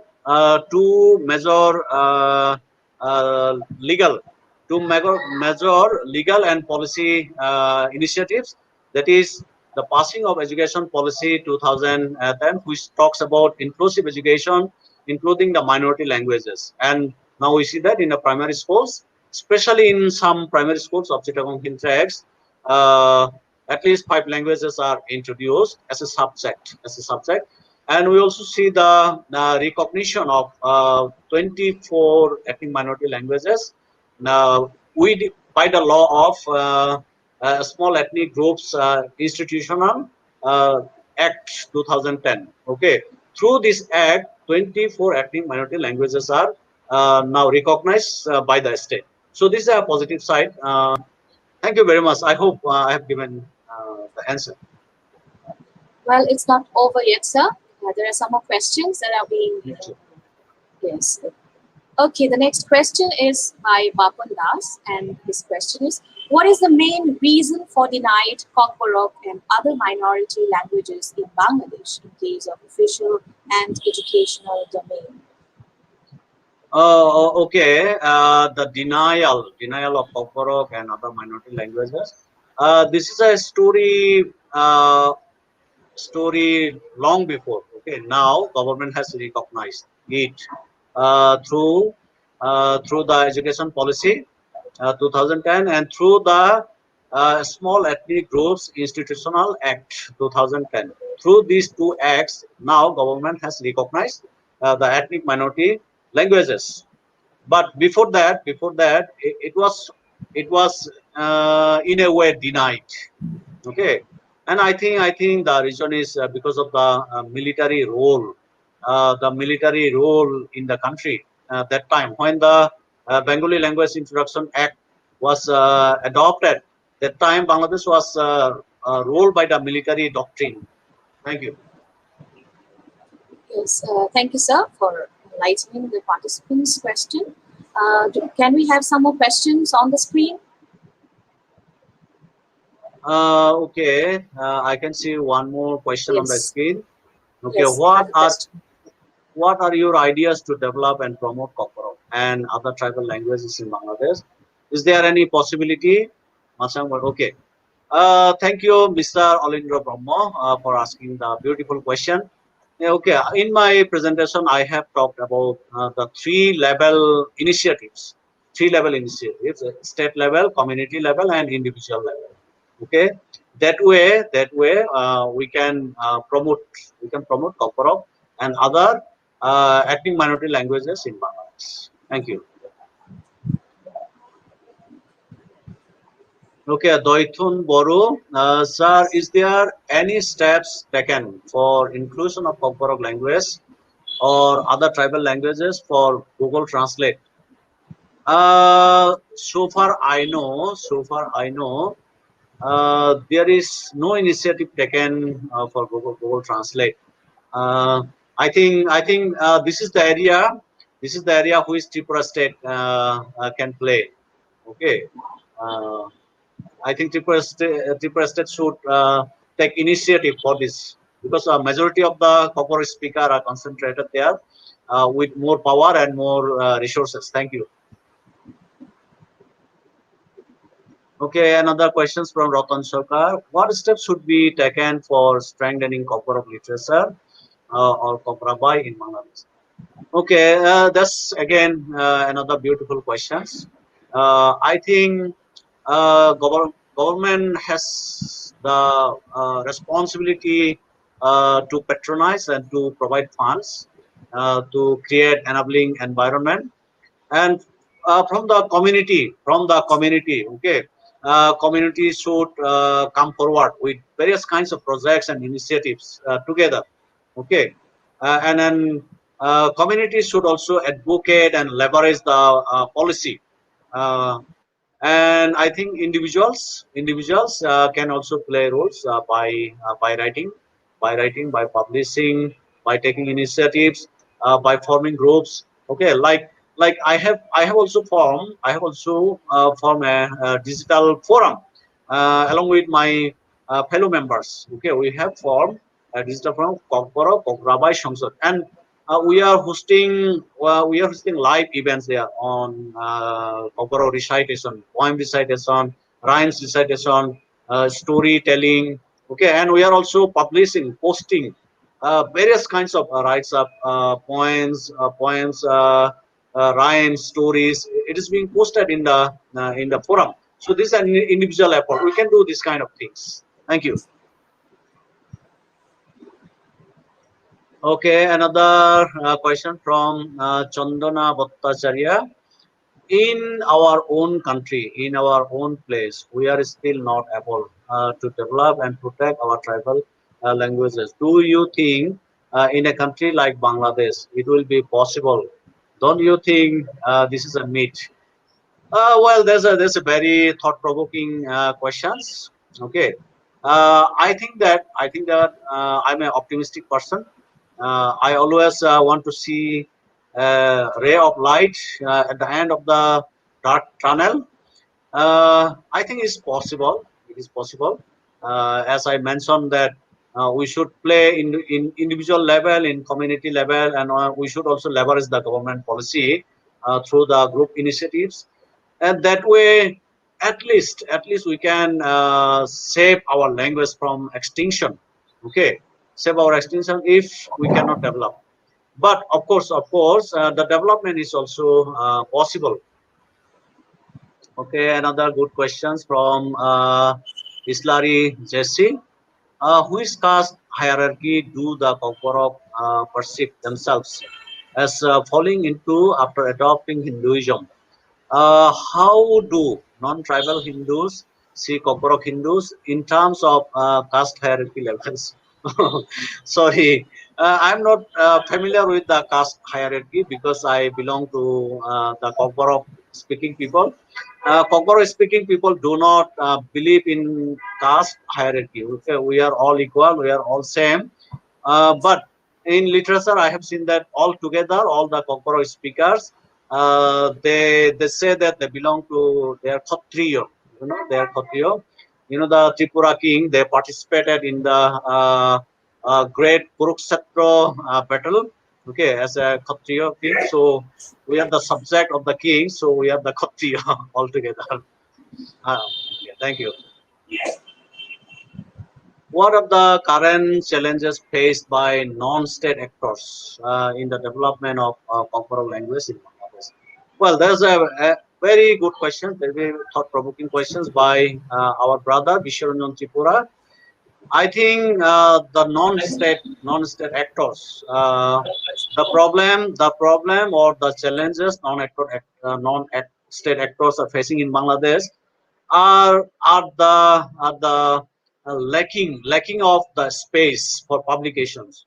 Okay, I am writing poem. Where should I publish it? I'm writing a story. Where should I publish it? We don't have any medium. Okay, to publish it. That's a one big challenge. And other thing is funding problem. Okay, we don't have money. Okay, to publish books, and we don't have any patron to incentivize us in this way. So I think these are the two big challenges we face as a non-actor, as a non-state actor. Thank you. Thank you very much, sir, for your highly encouraging words and for trying to enlighten the participants' questions. I hope the participants have been equally contented by your answers. And of course, this continuation of this discussion will continue till the last speaker is able to present. And therefore, we shall not stop here now and we shall continue with our next speakers. Sir, thank you so much. And one very important point that I had been able to capture from your presentation is that literary practice should continue. Without any literary output, any language cannot be developed, because even to develop the language and enhance it in higher education, we need required number of resources. And therefore, without any literary output, a language will not develop to its highest zenith. Thank you, sir. Thank you for your Thank you. presentation, sir. We shall request you to be a part of this webinar till the end. Thank you, sir. Sure. We shall Sure. Thank you. hear from you again. Now, we are also equally glad to have with us as our next speaker, Professor Swarna Prabha Chainari, the professor and head of the Department of Bodo, Gauhati University, Assam, India, who shall be deliberating on the topic Survival and Language Revitalization, with special references to Tibeto-Burman languages of Northeast. Before I hand over this session to Madam, I would like to introduce our speaker to our participants. Professor Swarna Prabha Chainari is at present the professor and head of the Department of Bodo, Gauhati University, Assam, and she has completed her post-graduation and a degree in law and PhD from the Gauhati University. With a keen interest in Tibeto-Burman languages and linguistics, translation and criticism, Madam has delivered lectures at various research and refresher courses in English and comparative literature conducted by various institutes and various universities. And she has also several publications, several research papers and articles who have been published in books, journals, She is also very instrumental in creating the content for textbooks in Bodo in the state of Assam, and there are numerous books that have been compiled by her, that has been created by her, and she has also translated uh, several literary works from Assamese to Bodo, and this has been published by several publication houses. She has also edited several books and journals in national, state, and international levels. She has also organized seminars and workshops in from her institute and from her university. She has also been involved in projects as coordinator and editor of the Northeast India Folk Literature Project, Bodo, Kendriya Hindi Sansthan. She is also a member of LIS Bodo. She has also been honored as the jury member of Sahitya Academy Translation Award for Bodo in 2008. She has also been a jury member of the Sahitya Academy Award for Bodo in 2011. She has also chaired a session of the seminar on socio-economic life as reflected in Bodo literature held at Rangia College on 17th October 2011. She has also chaired a session of the seminar on Dr. Bhupin Hazarika on his contribution to the nation held at Gauhati University of Northeast India Studies on 26 May 2012. She has also been awarded the Sahitya Academy Translation Award for Bodo in 2012. And last but not least, she has supervised a huge number of research students for MPhil and PhD. May I now invite Dr. Swarna Prabha Chainari, our next speaker, to please deliberate on her topic for the international webinar. It is up to you, madam. Kindly unmute yourself first. Thank you, Deborah Maman. I'm Swarna Prabha from Department of Bodo, Gomati University. And my topic of this webinar on today is survival of languages and language revitalization with special reference to the Tibeto-Burman languages of Northeast. Now, let me present my slide.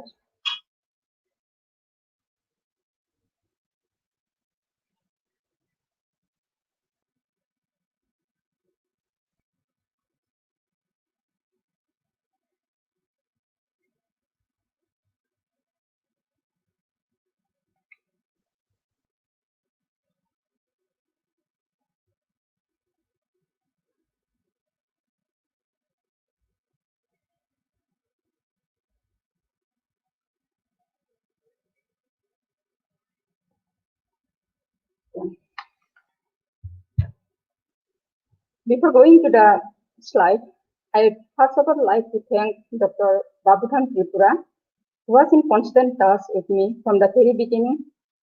I would also like to thank Dr. Nayak ma'am, Principal in charge of Netaji Subhash Mahavidyalaya, HOD in charge of Kokborok Department, Deborah ma'am, Professor Anil Kumar Bodo, who has delivered his keynote address, Chief Patron Bahit sir, and all the resource persons who have been invited in this webinar, as well as the participants.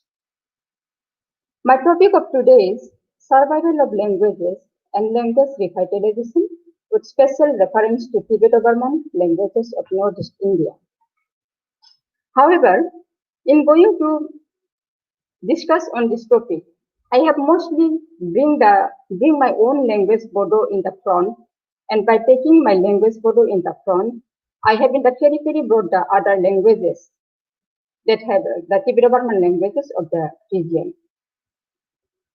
Before entering to my paper, first of all, I would like to recite few lines by Christine Johnson and Tohono Othman.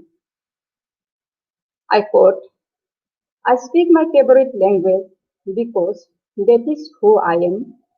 We teach our language, our favorite language, because we want them to know who they are. These are very few lines, but these are very heart touching to let us know that language is the backbone of our identity, and without language, without our own language, we cannot identify ourselves. Now let me come to the main point. As we know, Northeast India is considered as the hub of Tibeto-Burman languages, where it is spread in all age states of the region.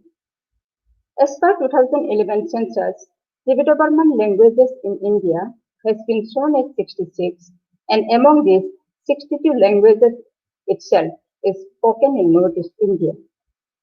Northeast India has also the languages belonging to Indo-Aryan and Ostrich family. We know that all languages are equal. No language is superior or inferior because all languages are scientifically built up and has equal social and linguistic value. Then why the Tibeto-Burman language speakers of the region are slowly and steadily giving up to speak, read and write in their respective languages and keeping way to other dominant language or languages? These are the questions that we have to ask to ourselves. Is that we have somewhat fear in the corners of our minds that our languages are slowly and steadily going towards oblivion? Is it for this reason that we are in need of government intervention to develop and make survive our languages? We bring this type of discussions when we have fear in our mind and the threat is very near to us. In my view, not only in my view, but in reality, maximum Tibeto-Burman languages of Northeast India are either under threat of extinction or becoming marginalized. But why? This why is a very crazy word that is very difficult to answer if we do not try to understand society, politics, and economics of a particular community. We know language is an invaluable asset of human being in this planet. However, with painful heart, I am to admit that this invaluable property of ours is today slowly becoming inattentive among our native speakers. Maximum Tibeto-Burman languages of Northeast are moving towards endangerment for two basic reasons. It is my opinion. I think these two points are, one is educational subjugation and the other is negative attitude of the native speakers. Now, what do we mean by educational subjugation? Here I am not going to mention about the new education policy that is coming up in India. My viewpoint is what actually is going on today. Today, our education is controlled by English medium, where maximum number of parents, be it rich or poor, are sending their children in English medium schools. In view of this, native medium schools are not getting students to impart education in their respective languages, and students having English medium background are slowly avoiding their respective languages. Bodo language was introduced as medium of instruction on 18 May 1963. Today, it has medium of instruction up to class 10 standard. However, from the last few years, Bodo medium schools are coming to a halt, one after the other, due to poor attendance of students. Maximum Bodo medium schools, government schools have either been closed or merged. This is happening due to attraction towards English medium education. So this educational subjugation is becoming as a threat to our respective languages. We are taking education in English and along with this, we are leaving behind our respective languages. The next point that I have mentioned is negative attitude of native speakers. This is the greatest point which Tripura sir has also mentioned just few minutes before, that the individuals are to be conscious, society is to be conscious, and then only we can survive our languages. In this point, I would like to mention that linguistic hegemony is one factor for negative attitude of native speakers that I will bring in the next slide later, that what this linguistic hegemony is and how it is occurring in our society. Likewise, Lack of awareness, lack of education, having no scope of employability in native language may also be considered a driving force behind negative attitude of the speakers. All of us are aware that for surviving of a language, we need maximum number of speakers. Today, if we speak about my native language Bodo, we have 14,82,929 Bodo population in Assam instead of 14,54,547 speakers as per official census report of 2011. On the other hand, in between 2001 to 2011, number of Bodo speakers declined from 4.86% to 4.53%, that is 33.33% less in comparison to 2011. This is also the reason that we have to find out that why these are happening, why our peoples are declining slowly and steadily year after year. Declining number of speakers are also found in case of Missing, Raba and other tribes of Northeast region, and most of the Tibeto-Burman languages of Northeast at 10 lakh, less than 10 lakh population, and according to UNESCO, these are out of safe zone today. UNESCO has also opined that among 6,000 languages of the world, 50% of its languages are losing its speakers, and by the end of 21st century, 90% of languages may be replaced by dominant languages. If it really happens, then all TB languages of the region will become extinct. Today, in each and every society, among our TB language speakers, we have two types of population. One is active and the other one is passive. The number of passive population is slowly growing among each and every TB language speakers of the region. Now, what is this active population and what is this passive population? By active, I am going to mention that who are still that keeping their own language, to speak in their own language. But there are some persons who are Bodo by name, but they have not a language in their mouth. So these are the passive population that I am going to mention here. And reasons for growing of passive population. The first and foremost point that I think is displacement. This may not be the major reason, displacement may be, but these minor factors may also affect the society, affect the language. That's why I have brought the point displacement here. Displacement may be considered as a factor for growing of passive population. Today, in search of better life and opportunity, people are fast moving from one place to the other. Along with displacement from their respective places, their languages are also fast displacing. In case of Bodos, displacement took place from 80s of the last century, when demand for separate state of Bodoland was started.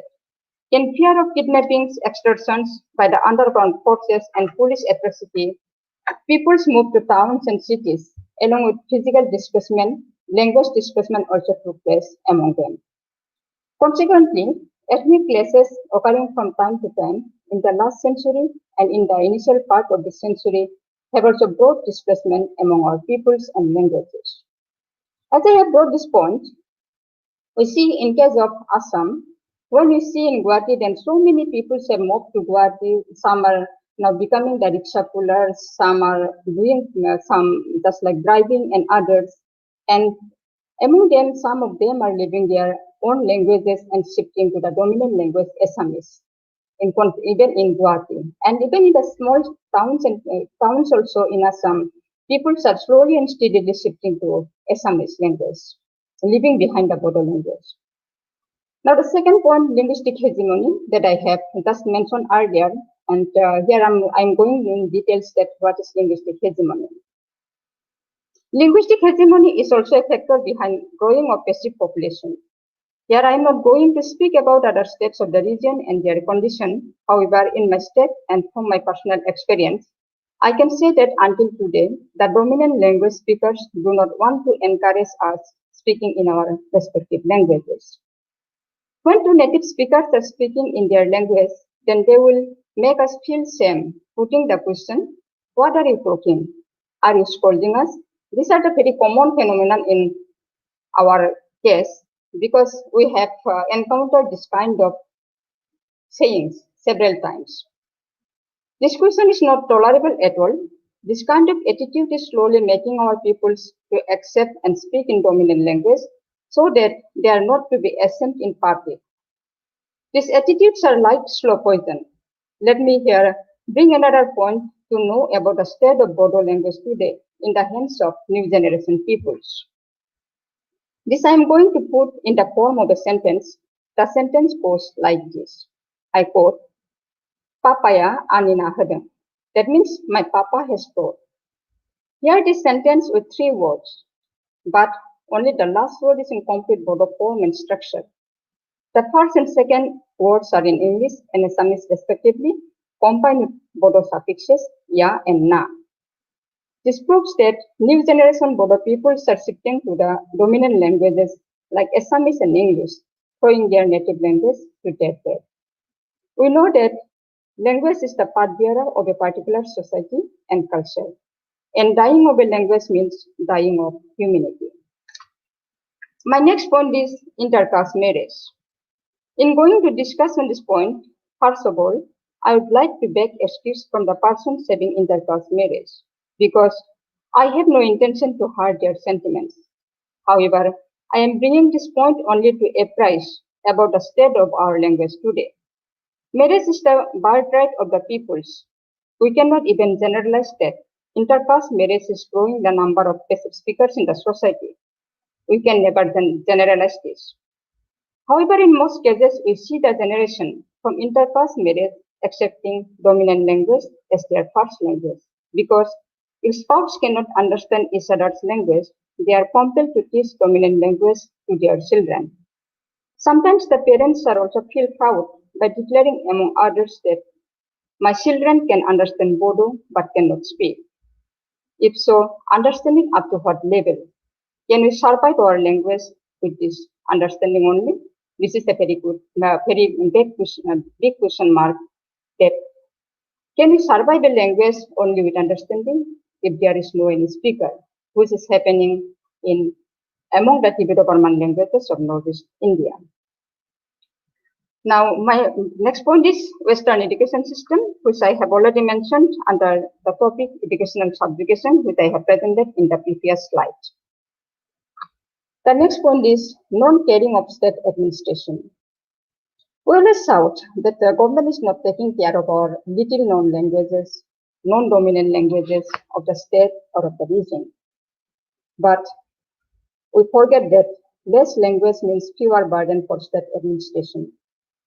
Then why administration will come forward to take care of your language or our language? We are to apprise frequently before the administration about the state of our language and to acquire constant help and cooperation from them so that we can survive our languages. Now the question is how to overcome these problems. We have to grow our self-esteem. What kind of self-esteem that we are to grow? If we do not respect our respective languages, we can never survive a language. Therefore, we have only the way in front of us that first and foremost we are to love, care, and nourish our respective language from different perspectives and angles, be it the personal works that one is doing for the development of the language, be it the group effort or the society. Then only we can grow our self-esteem and can survive our languages. The next point is promote and include our respective languages in the education system.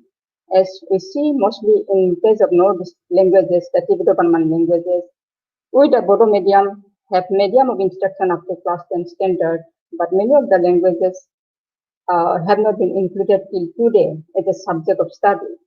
That's why we have to constantly claim, we have to keep our demand in front of the government to include our respective languages in the educational system, and now the NEP has been given us an advantage to all the little known languages to impart education up to class 5 in our respective languages. That is a very good initiative from the new education policy. And we hope language can have some identity who are going to be lost they can revive their identity under the new education policy. The next point is creation of literature in respective languages.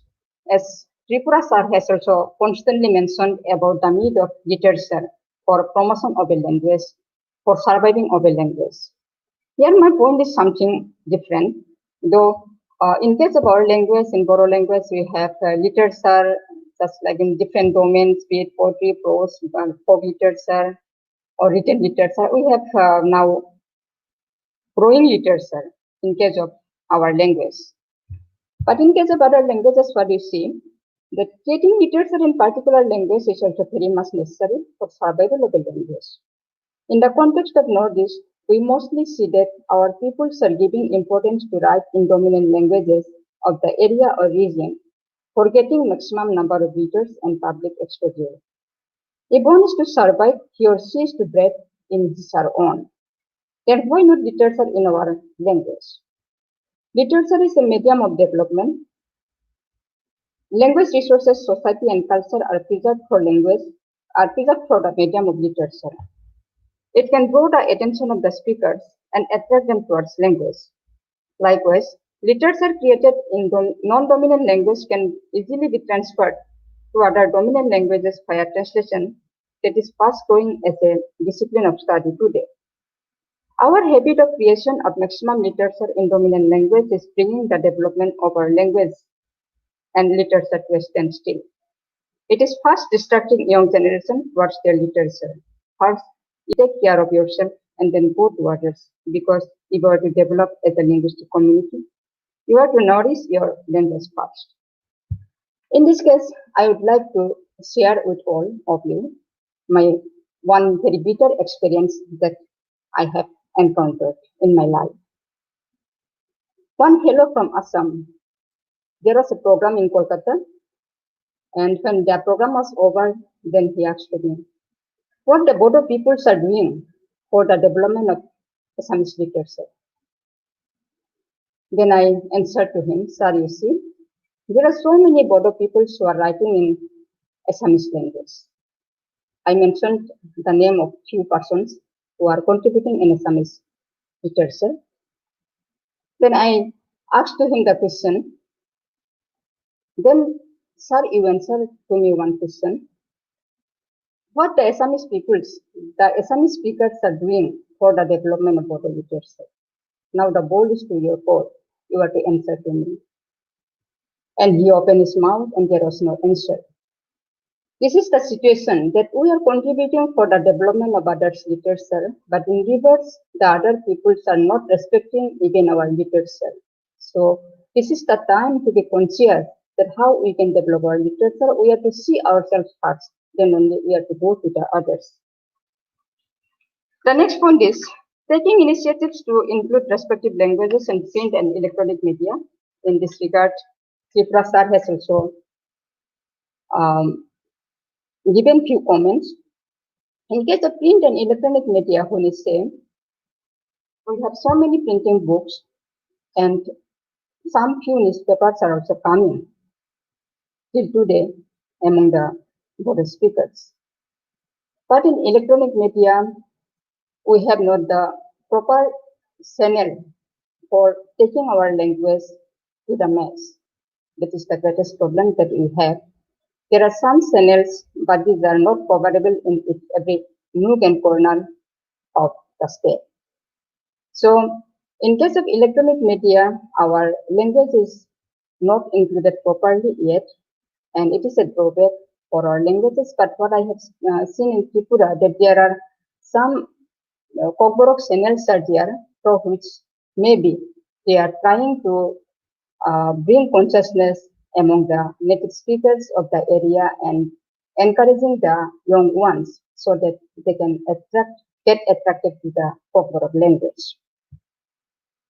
Documentation of text in digital media along with voice recording, this is my next step.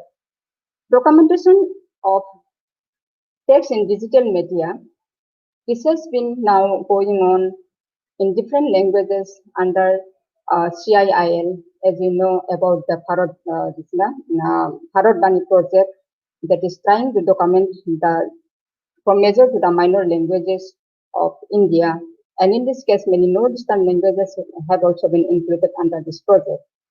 But actually, here, along with them, the native speakers are also to do something for the development of our, for documentation of our text in digital media. But taking the text in digital media alone will not do, because if we keep the text only in digital media, then how our language is articulated, how our native speakers do conversation with each other will not be recorded here. So it is very much necessary to record our thoughts, just like in the form of folk songs, in the form of storytelling, in the form of this incantations, just like these prayer songs. These all are to be included in the mode of voice recording. Then only we can document our language properly. Otherwise, documentation of all text will not cover all the aspects of a language. So my next point is surviving and revitalization go hand to hand. The first point that I'm going to mention here is domain issues. By the word domain here, I'm not going to mention that how we are using a language in formal or informal situation. That is domain. I'm not going to mention only about this. By word domain, I am not including here only the use of language in different situations. However, in my view, domain means creation of text in different disciplines, which can bring development to a language. Except some genres of literature, we have very limited publications until today. However, it is time to publish different subject books in our respective languages, including engineering, science and technology, tourism, agriculture, etc., which are becoming very necessary today. For this, the first priority is to develop glossary. We have lack of vocabulary in our languages. So that's why we cannot express our thoughts and feelings sometimes. In this regard, the Bodo Sahitya Sabha, in collaboration with Commission for Scientific and Technical Terminology, CSTT, Government of India, New Delhi, is taking bold initiative. Under their zone exists 13 different discipline trilingual glossary books, that is English, Hindi, and Bodo, have been translated into Bodo, including administrative glossary, physics, mathematics, commerce, etc. And 3-4 different discipline glossary books are under publication. All these are published by CSTT New Delhi. The Central Hindi Directorate has also published one trilingual Hindi Bodo English dictionary and one Hindi Bodo spoken booklet edited by Bodo Sahitya Sabha. All these initiatives are taken by the Bodo Sahitya Sabha in collaboration with CSTT and CHT, and these are taking the language to the more stronger side. So, in other languages of the Nordic also, we are first to domain increase our domain so that we can develop our languages. Now, the next point is to have standard dictionaries and grammars. In this point, we have seen that many Tibeto-Burman languages of the Northeast have dictionaries and grammars. But I think these are not sufficient, and these are still to go to a level. So in this case, if in one case we have the dictionary, this dictionary is not inclusive of words available in standard form of the language and dialect, because we are always avoiding our dialect by thinking that these are very inferior to standard language.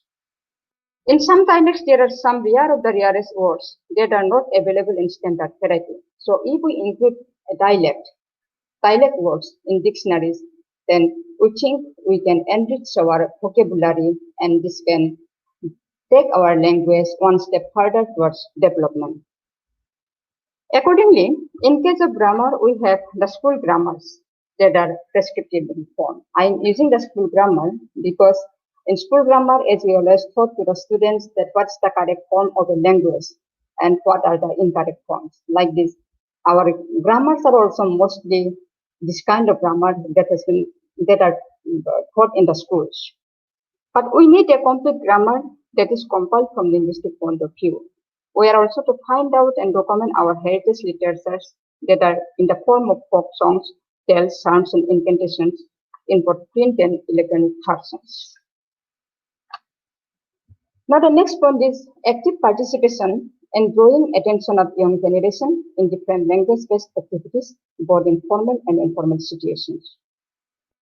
In this case, I again would like to mention about Tripura sir, who has taken some good initiatives for promoting his language, Kokborok, in Bangladesh. As he has mentioned about that some poems, recitations, and others he is doing from his side. Like this, there is also a need in each and every society belonging to the Tibeto-Burman languages that we are to attract the young generation and invite them to participate in different formal and informal situations, such like if we are sitting together and one does not know our own language, then we can tell him the story or listen him the folk song in our respective language so that we can enter something in his ear and he can listen something that how it is articulated or what kind of melodies the language have. This will definitely attract the attention of the young generation, and then we can think that slowly and steadily they can have some attraction towards their respective languages. People are gradually becoming culture conscious, but avoiding their native language. We forgot that dying of language means dying of humanity, of human value, ethnic and national identity, as well as of cultural, linguistic, and biological diversity. Sometimes I also feel that we are shouting in the air, leaving behind some vital issues that we have to take care of. Just like in my case, in my language, I would like to put an example. Sometimes we always cry, make a hue and cry that our speakers are slowly going to be minimum. But actually, what steps we are taking to attract back them to our language? Now we see, in case of medium, we are thinking, we are planning, we are demanding in front of the government to take it up to 12 standard. But when we see back to the lower standard, that means starting from the LP school, then we see that attendance of the students are slowly diminishing in LP, ME, and high schools. So I have brought this point that we have to take care of these issues, that why this diminishing is coming up, why the students studying in Bodo medium is slowly coming down without going to the root. If we think about the introduction of Bodo as medium of instruction up to 12 standard will not do. Somebody may take my this comment as negative, but this is not to be taken as negative. I am just pointing out the vital issue. If there is no class, lower standard, no LP school, no ME, and no high school, then how we can get a student in the 12th standard? This is the issue that we have to take care of. And I think this kind of problem is growing in each and every Tibeto-Burman languages of the region. The next point is, all of us are under hegemonic situation, be it language, literature, or culture. About language we have mentioned earlier. In case of literature, let me point few points, 2 examples. Now also we have thinking in our mind that tribal literature are not literature, because they are not taking our literature as literature in full.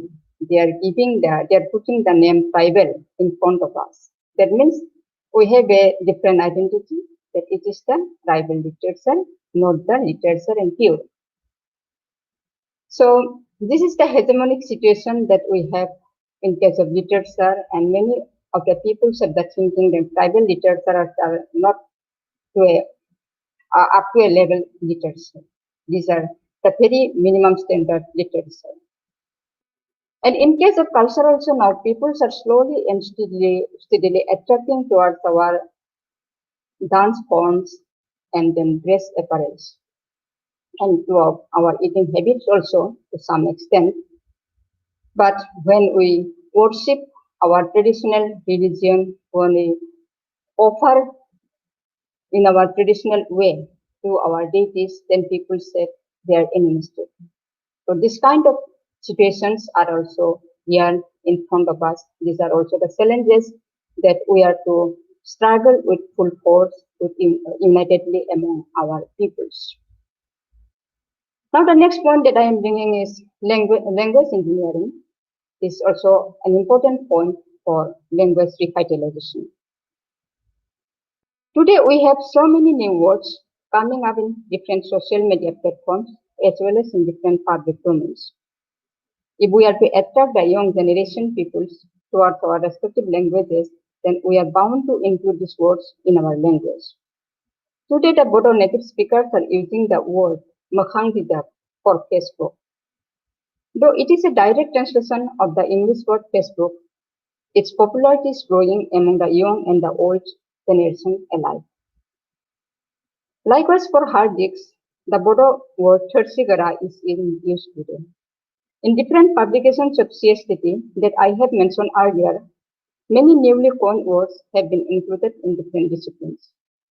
Accordingly, few Bodo native speakers from Assam and Mez, that is the Bodos of Bengal, are taking personal projects of dictionary compilation where more and more words from standard variety of Bodo language and dialects, as well as from the Mez Bodo variety of North Bengal area of the state of West Bengal and neighboring Nepal has also been included. So I think if we are to survive a language, then we are to include new words in our language so that our languages can become rich. Next point, next means the last point that I have is United Language Policy Development for development of all Tibeto-Burman languages of Northeast India. For survival, development and revitalization of a language, policy development is must. For this, I think all Tibeto-Burman languages of Northeast India are to come in a common platform. In the context of Assam, indigenous tribal Saitya has been formed where different Tibeto-Burman language groups of the state are taking joint initiative in different aspects of society and educational development, as well as preparing policy towards keeping the languages vibrant. Under its banner, compilation of multilingual dictionary is also going on. Hope this Soba will reach to the other Tibeto-Burman languages of the region. They are also meeting from time to time to discuss about their various plans and policies and submitting their proposals to the state administration. Accordingly, the government of Assam is also taking some care in this respect. Recently, the government of Assam has declared purpose fund to Assam Saitya Bodo Saitya and other indigenous Saitya of Assam. This fund is rupees 5 crore for Bodo Saitya and rupees 3 crore each for other indigenous Saitya of the state. And I hope with this money from the government, we can do some works for the development of our respective languages. Last, my earnest appeal to all Tibeto-Burman speakers of the region is dream in your language, think in your language, cry and laugh in your language, and stand united. Do not allow pages to others to dominate our language, society, and culture. Before going to the conclusion, I would like to mention about the lecture of Toni Morrison, Literature Nobel laureate, 1993. She is an American Black American writer, and in her Literature Nobel Prize speech deliberation, she has quoted this line, I quote, "When language dies out of carelessness, disuse, indifference, and absence of esteem, or killed by fire, not only she herself, but all users and makers are accountable for its demons." And I think if our languages die, then all of us will be accountable for its dying. Thank you. Thank you all.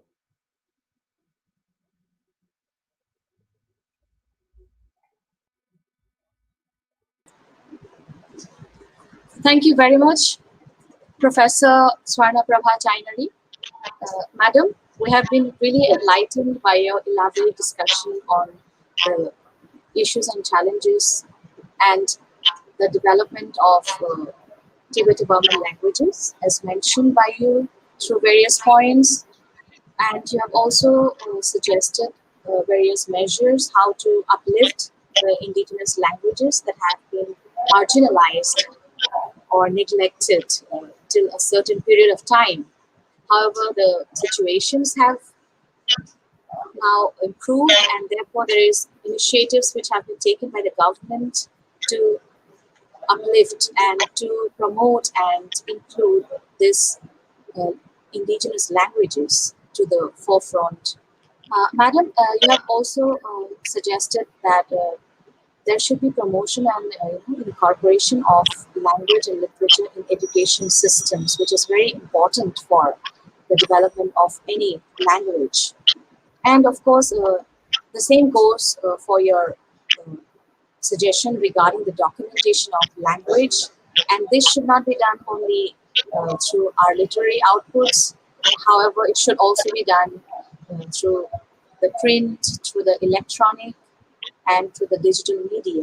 And another very important point that I have been able to uh, capture from your presentation was the fact that there should be voice recordings, because every new, different, or uh, indigenous languages suffer, the uh, suffer the danger of being miscommunicated, because many of the indigenous languages are tonal in tonal in character, and therefore there is the chance of being misrepresented, miscommunicated. This is where phonetics linguistics comes in, and therefore voice recordings to support the proper articulation of a language is definitely very much required. Thank you very much, madam, for enlightening us on these issues. Now, I would like to request several questions which have been raised in the chat box to be um, shared on the screen. Yes, the first question is from Pankaj Debarma, and the question goes, Madam, do you think incorporating a separate or autonomous education department or directorate in autonomous district councils can help strengthen the initiatives for uplifting ethnic languages? Okay. Very nice question.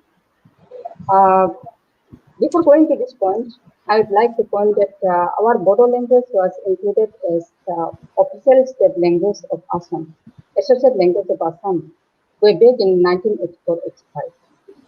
But till today, it has not been implemented, and we have the autonomous this now it is BTR, Bodoland Territorial Region.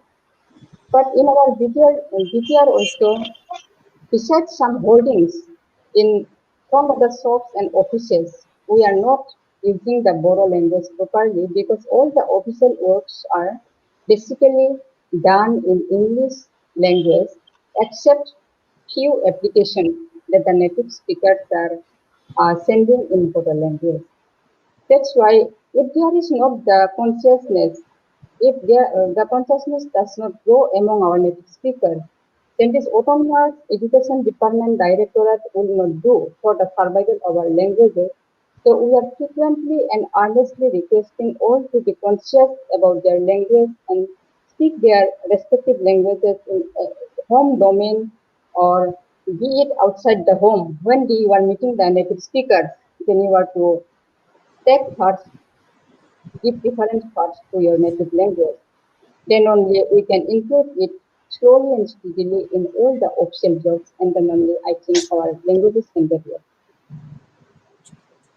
Thank you very much, madam. In fact, as they say, charity begins at home, and therefore it Yes. always has to start within the domains of our homes, and then it has to go beyond the walls of our boundaries.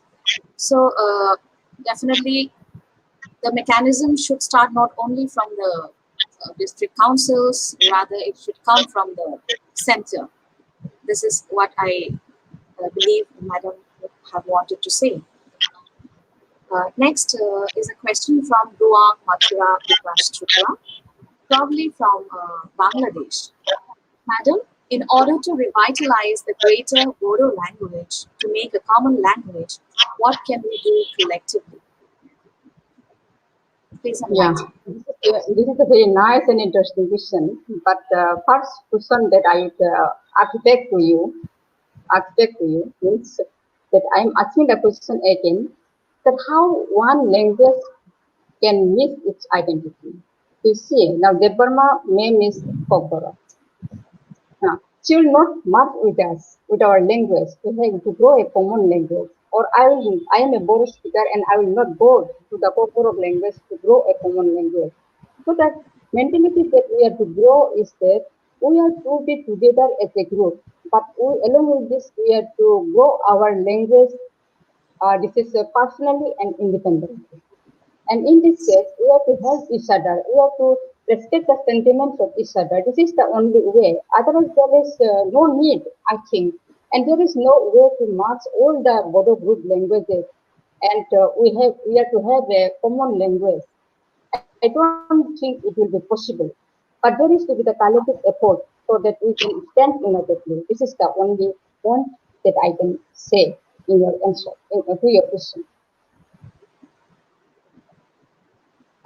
Thank you very much, ma'am. Let us take the next question.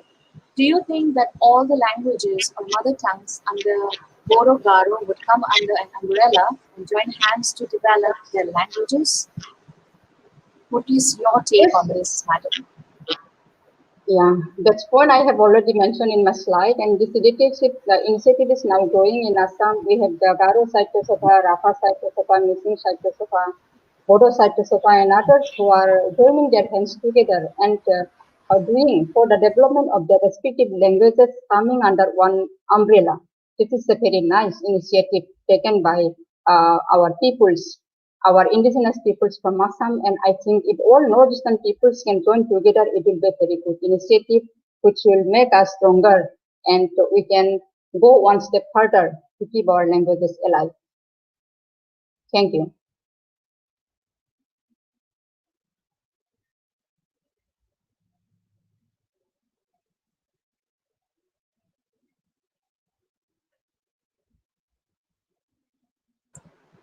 Madam, there has been lots of appreciations regarding your presentation.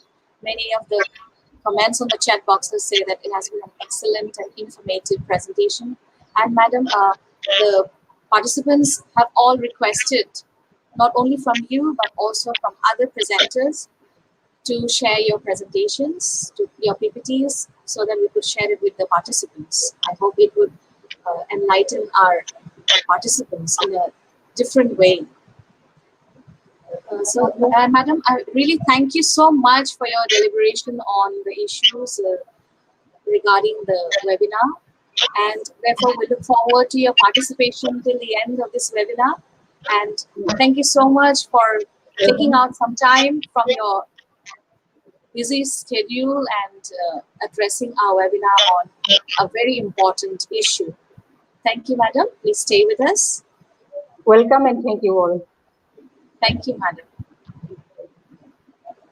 Next,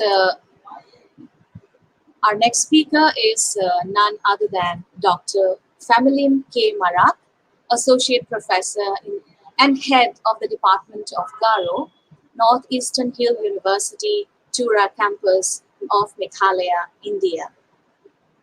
And before I hand over the session to Madam for her deliberation, I would like to share with all our participants here today that Madam is an associate professor in the Department of Garo, Tripura campus of Northeastern Hill University, and her areas of interest are traditional poetry, oral literature, modern poetry, Achuk folklores, epic, and cultural studies. She has a working experience of almost 22 years, and she has been awarded the Sarojini Naidu Award, All India Poetess Conference, awarded in Gulbarga Conference in 2015. Madam has guided or supervised 2 awarded as scholars, and 5 registered ongoing research students are enrolled under her. She has also held several administrative responsibilities, and to name just a few, she has been the warden of PG Girls Hostel 6 years for 6 years at Nehu Tura campus Tura. She has also been the teacher in charge of the department of Tura campus Nehu for several years, and she has also been head of departments of Tura campus department of Garo for 3 terms, and she's still continuing. There are lots of academic responsibilities that has been undertaken by her, like chairman of BPGS, BOS, hostel management, etc. Lots. And today I would not be doing justice if I would be, just taking the time in telling all these responsibilities instead of listening to her very informative presentation. She has also held academic affiliations as a member of BOS of the Departments of Hindi, Linguistics, Philosophy, Nehu Shillong, member of School of Board of Humanities, Nehu Shillong, member of the Academic Council of Nehu Shillong, member of the DRC in the Departments of Garo, English, Education, Management, Tura campus. And there are several others in the line that is huge, and I hope this would not be the right time to read out all these. Madam has also been involved in research projects on various issues, and Madam has published a huge literary outputs on Garo language and other literary works in various national and international publications. Madam has also presented papers in conferences and seminars, and she has also held as her various academic and administrative responsibilities as member of the inspection team for various colleges in Shillong, Meghalaya. She has also performed examination duties, attended as flying squad, external invigilator in various colleges in Garo Hills, and also been the resource persons for various programs in the on responsibility and accountability for the teachers in various institutions. And therefore, we are very much privileged to have with us as our next speaker, Dr. Femelin K. Marak. Over to you, madam. Hello, can you hear me? Please proceed, madam. Can you hear me?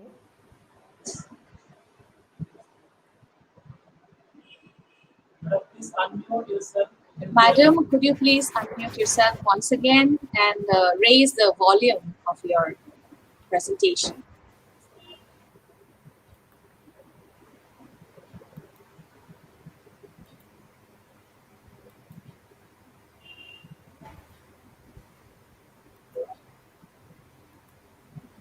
Can you hear me? Yes, madam, you're audible. Okay. So thank you so much for the introduction of who I am. But I have heard many good speakers, and I have enjoyed and listening all the good speakers. And the earlier I have already given the topic, scope and challenges of the Garo language, but then with the permission from organizers, today I'll be talking about why language should be included in 8th schedule. So before I start, let me just give my slide. Why language should be included in 8th schedule. And that is, I'm talking about the Garo, about the Garos. Then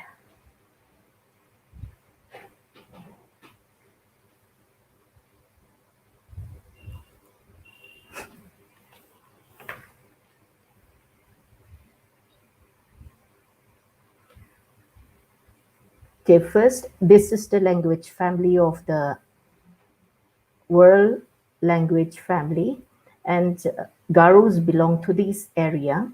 So none of this Bodo family language, none of this Bodo family language except Bodo, others are not in 8th scheduled.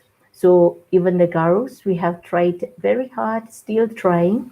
So today I want to share what we have done in Garo and what we are doing. So I'll be sharing that in my slide. First, Garo language. The Garo language belongs to the Bodo group of Tibeto-Burman, branch of Tibeto-Chinese languages. Garo language is also known as Achku, spoken by all the Garos scattered over the northeast India. In the western part of Meghalaya, in district of Garo Hills, part of West Khasi Hills, Assam, Nagaland, Tripura, North Bengal, and in parts of Bangladesh. The Garo language in different ways had started with the British officers, the American Baptist missionaries, then with the local writers. The Garo oral literature includes myths, legends, sacred and secular poetry, epic poetry, chants during ceremonies, songs of lamentations for the dead in the funeral and post-funeral ceremonies, folk tales, folk songs, maxims, riddles, ballads, and historical narratives. The language, I'll start with the written literature. The Garo language written literature started with the compilations of words and publications. First, in the very beginning, that Britishers and the American missionaries, they have helped the Garo to start with all this Garo literature. So these are the missionaries. It has been started from 1788 to 79 is the John Eliot. Then next is Francis Hamilton, who made comparative vocabulary of English, Bengali, codes, Rapa, Pani codes, Garo, Mats, Assamese, and Manipuri. Even Miles Bronson published the phrases in English and Garo, the outline of grammar in 1868 in Roman and Bengali scripts. Then next is William Robinson, the educational officer in Assam. He included Garo language in his publication. Then in 1848, the next is Reverend Nathan Brown, the first American Baptist missionary to Assam. He has published comparisons of Indo-Chinese language published in 1937. Then after that, our missionaries again, Dr. I.J. Student. Then he has contributed writings in Garo. He has prepared primers, a reader, a book of hymns, and catechism in Garo language. And Reverend T.J. Keat, he also published the outline of Garo grammar in 1874 using Bengali script. The next is adaptations of Roman script. Okay, the Roman script has been adapted to write Garo language with some modifications to represent the sound of language as closely as possible. All the writings have been done in the Roman script since the beginning of writing the language in 1860s, up to 1902, the writings used both in Roman script and Bengali script. Garo writings that change to Roman script approved by the Chief Commissioner of Assam in 1902. Then first Garo contributors. Omet W. Moman and Ramke W. Moman, they were the first Garo educators and converts to Christianity. Ramke W. Moman published Bengali Garo Dictionary in 1887 with more than 35,000 words. Then after that, Modunath Moman and Reverend Tangkan and Sangma and others produced primers, readers, grammars, poems, books, arithmetic books, religious and secular writings and translation. Then after that, we used Awi dialect as a standard language. And I'm proud to say that I'm also one of the speaker of this dialect.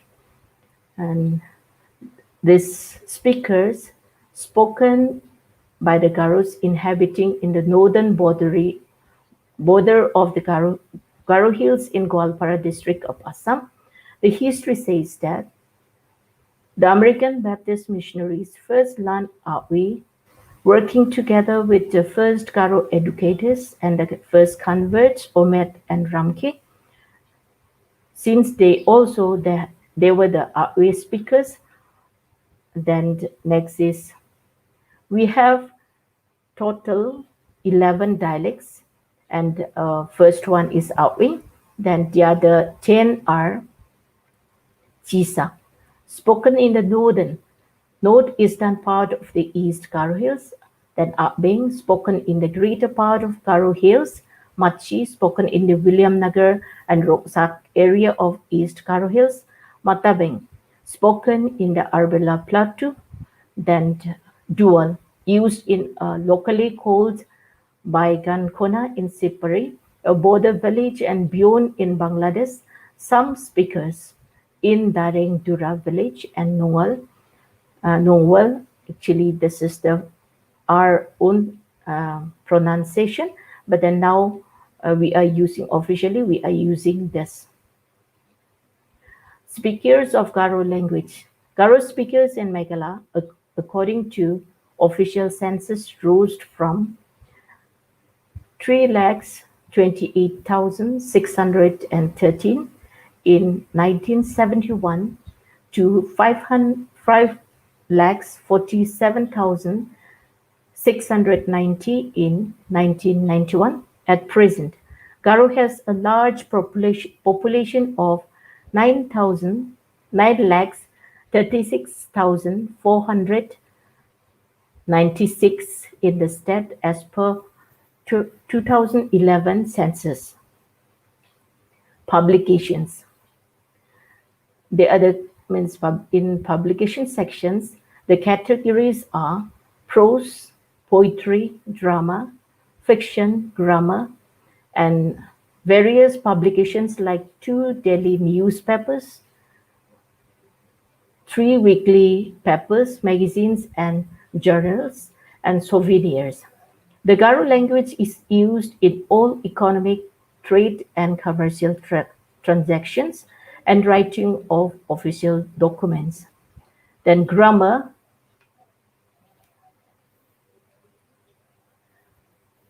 Then the books published by Britishers or American missionaries are an outline of Garo grammar, and in 1892, then Artsik grammar in 1900, then the local writer, he also published Artsik grammar and composition in 1971. Dictionaries. There are 11 dictionaries at present: Garo to Garo, Garo to English, Garo to Hindi, Garo to Assamese, Garo to Bengali, then English to Garo. Then in the very beginning, Ramke W. Moman, He published Bengali Garo Dictionary, that is in 1887. Then M.C. Mason, he also published English Garo Dictionary in 1905, and Nengmanza Garo English School Dictionary published in 1940. Then with the same person, Marian Dictionary, English to Garo, published in 1954. Then Kandura, his dictionary published in 1955, that is English Garo Dictionary. Then Kupbidak, Garo English Assamese Dictionary, published in 1975, and Kurong, that is the compiled of words, more than 14,000 words, and it is published by Arts Literature Society in 1998. Then next is Atong English Dictionary, published in 2009, and he is the published the author of his dictionary is a researcher in Garo Hills. He has done the work with Atong language, and he is the first ever dictionary on this variety. Then books on Garo language. The study of language applying the method and techniques of the science of linguistics is recent phenomena. The following are the list of this category. First one is this Linguistic Survey of India. The next one is a Garo grammar. Then the language of Madhupur Mande in 2004. The next is the language of, next is from the local writer, that is Madam B.K. Sangma. Kusakni Bidungo Seanirang, that is written, published in 2005. This book is about the Arctic language or Garo language on the basic concept of linguistics such as phonetics, speech, sound, syllable, morphology, classifiers, borrowing, and coinage in the vocabulary. Then next is this other research done in the Department of Garo, but then this also contributed a lot, and these are helping the department and the people around here. For all the researchers, these are the books she has done. Madam Angela, she has done phonetics and phonology, analysis of the Garo dialect. Of course, this is still unpublished. And another one also she has done, and this is all about,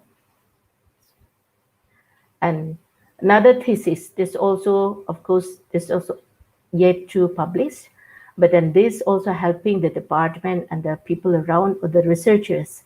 This is the dialect of Garo, an explanatory study.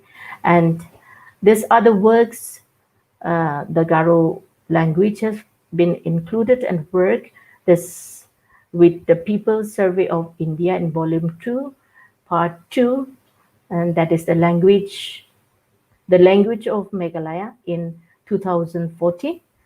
This is done by Basa Saman, took the initiative to undertake the research on the varieties or dialects of all the languages in India. Here, even the Garo language also included. The research on Arctic language and its dialect that is also taken up by this Basa Saman, that all the dialects, almost all the dialects, they are Atwi, Atbeng, Matabeng, Matchi, Gara and Gancheng, Atong, Dual, Matchi, Matchi Dual, and Ruga. This is edited by Madam Caroline and published in 2012. And this is another book, The Comparative Phonology of Garo Bodo Language. This is done with the help this is published in 2016. The author made comparative study of the phonology of Tiwa, Bodo, Garo, and Rabha languages. It also consists of study of tone, glottal stop, and lexical. The next is poetry. In the poetry books, published books are included all this. First, anthology of poetry, volumes of poetry published by local individuals poets, and volumes of traditional and oral poetry, volumes of modern poetry, volumes of epic poetry, volumes of oral literature. Poetry here included poetry incantations, prayers during ceremonies, folk tales, folk songs, and folk poetry. Next is journals. These are the journals we have in Garo. Literary journals by NGOs, religious journals by church, body, and organizations, magazines of NGOs, magazines published by individuals group, magazines published by Mahari Association, Mahari means clan, and magazines published by local litis of Tura, souvenirs, then published by NGOs, church bodies, Maharis, localities, like on Jubilees, conference, and special occasions, and Krumas. Next is the books on prose work. There are many, so I'm just showing in my slide that one is essay and composition, praises and stories from history, Indian and foreign, idioms and katha jikse, books on issues of current interest, including historical and political events, books on reflections and commentaries, books on the recent history of Garos, books on Garo culture, customs, traditions of their history, books on Nokmasip, that is the headmanship, and books on political leaders and freedom movement, and individuals, stories by individuals based on the experiences in life, essays on one's own family members, biographies, autographies, books on reminiscence on personality, narratives. There are many books, whatever we have done, it's in Garo, I have shown here. Then dramas, plays based on traditional poetry, plays based on traditional drama, modern play with themes of history, themes of human relationships, human behavior, or educational themes, current issues, plays on cultural traditions, plays based on encounter with quasi-human beings, plays based on Shakespeare tragedies. Then we have lot of translations. The translation starts with Old and New Testaments of Bible. The New Testament with the responding events or parables in different books of the Gospel in a map of Palestine. Translation of poems from Bengali, poetry and prose especially from Tagore, and translation of English novels, prose works, Pilgrim's Progress, Ben-Hur, and my uncle Tom's Cabin. There are many more. Then translations of Mahabharata and translations of histories, then translations of ancient Greece, booklets of National Commission for Women, translations of Shakespeare's play, translations of Tagore Gitanjali and some of his stories. Then these are the theaters. We have local theater group. They called themselves Archit Theater. They play in Garo. The major play is Song and Dukon. The next one is folk theater. This also played by our own people. That is more traditional, Kalsen and Sonachi and Serejeng and Waljan. We are proud to see that one of our friend, Dominic M. Sangma, He also received the National Award for his film Ma'ama in 2019. Then recognition as a discipline of study in universities. Kolkata University recognized Garo at matriculation level as one of the modern Indian language in 1923. Guwahati University recognized Garo as a modern Indian language in 1947 and at pre-university level in 1969. Northeastern Hill University, since its inception in 1973, Garo as major Indian language till pre-university level, the recognized since 1973. Then, Garo as second language at undergraduate level was introduced in 1986, honors in 1992, postgraduate introduced in 1996, and at present, MPhil scholars are permitted to write their own dissertation in Garo since May 2019, that is the last year. Language has been a medium of broadcasting in All India Radio since 1953 and telecasting in DDK in Tura since 31st March 1993 on various subjects pertaining to knowledge and promoting the welfare of the society. Associate official language became one of Garo language became one of the associate official language in Meghalaya in 2005, which is notified in 4th May 2005. Contributions of arts literature and the Department of Garo.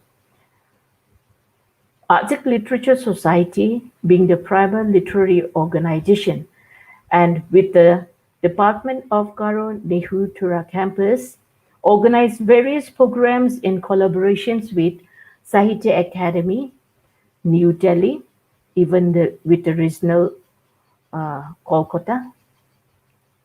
Then Department of Arts and Culture, Government of Meghalaya, Shillong, and even from Tura. Then North East Zone Culture Center, then Neri State Resource Center, Anesa Guwahati. There are many more. Every year we organize these programs in different platforms to expand literature and working with the popular support of other NGOs in demanding the inclusion of Garo language in the 8th schedule of the Constitution of India. In conclusion, for this topic on discussion, why Garo language should be included in 8th schedule. First one, Garo language is the associate official language of State of Meghalaya. It is a medium of instruction to higher education. It's spoken by the large number of people in the region. It has an autonomous literary body like Arts Literature Society in Garo Hills and Arts Sahitya Sabha in Assam area, Assam and Kamrup, Gwalpara and Kamrup area. And it has a rich literary traditions, both in oral and written form. Next is, it has fulfilled many of the required criteria. Garo being recognized in the country as one of the languages of minorities, funded by the state government to enable them to move ahead in their literary endeavors. It was on 27th of November 2018, the state government resolved to upon the Government of India to initiate necessary measures to bring forward the official bill to amend the 8th schedule of the Constitution of India. Finally, may I say that the Arctic Literature Society submitted a memorandum for its inclusion in the 8th schedule to the Minister of Home Affairs, New Delhi, on the 18th of December 2018. So with this, I end my speech. Thank you. Terima kasih. Bye-bye.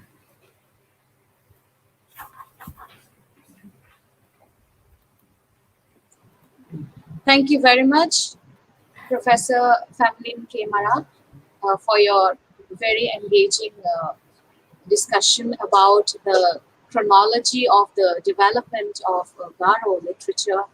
And you have also spoken at length about the scope and challenges in Garo language. And this has been done wonderfully through your presentation.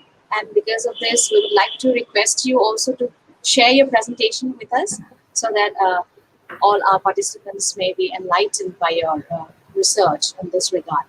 Madam, we're really thankful to you for giving your time to us for this presentation, and we shall definitely request you to be with us till the end of this webinar. Thank you, madam, once again. Next to present will be our very dynamic and energetic resource person, who is none other than Dr. Monali Longmalai. However, before going ahead with the next speaker, I would like to request our present speaker, Dr. Family K. Mara, to answer 2 questions. Yes, the first question is from Amenla Chankija, and the question is, ma'am, does Garo fulfill the parameters laid down for inclusion in the 8th schedule? Madam.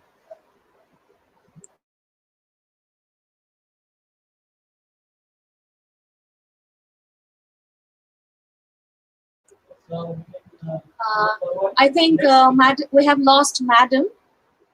She is not here on the stream, and therefore when she comes back, we'll definitely put forward this question to her. So let us go with the next speaker, who is none other than Dr. Monali Longmalai, the assistant professor in the Department of Center for Endangered Languages, Tezpur University, Assam, India. And today she will be deliberating on the topic Revitalizing Dimasa, an indigenous language of Northeast India. Before presenting this podium to her, I would like to introduce our resource person, who has a research interest in morphology, syntax, typology, historical linguistics, aerial linguistics, ethnolinguistics, language documentation, and Tibeto-Burman languages. She has been awarded with several fellowship awards like Rajiv Gandhi National Fellowship Award, Nehru Non-Net Fellowship Award, UGC Net Lectureship, then UGC Net Lectureship Award in various years. She has also published several edited books of national and international repute. She has also contributed lots of articles and papers to national and international journals and publication houses. She has also contributed non-academically and also edited magazines for various publications. She has also presented on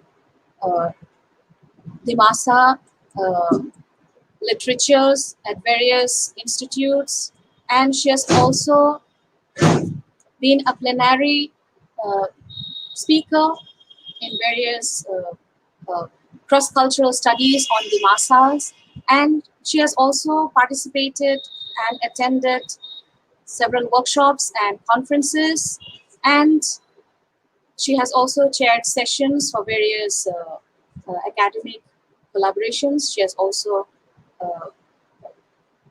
in her capacity as a researcher, she has also been a teaching assistant for various institutes, and she has also she has research experience on various issues, and she is also the life member of LSI, that is Linguistic Society of India, and Research Forum, Department of Linguistics, Nehru Shillong. May I now request and invite Dr. Monali Longmalai to present her lecture. It's over to you, madam. Thank you, Mrs. Patriot Debarma. Am I audible to everyone? Okay.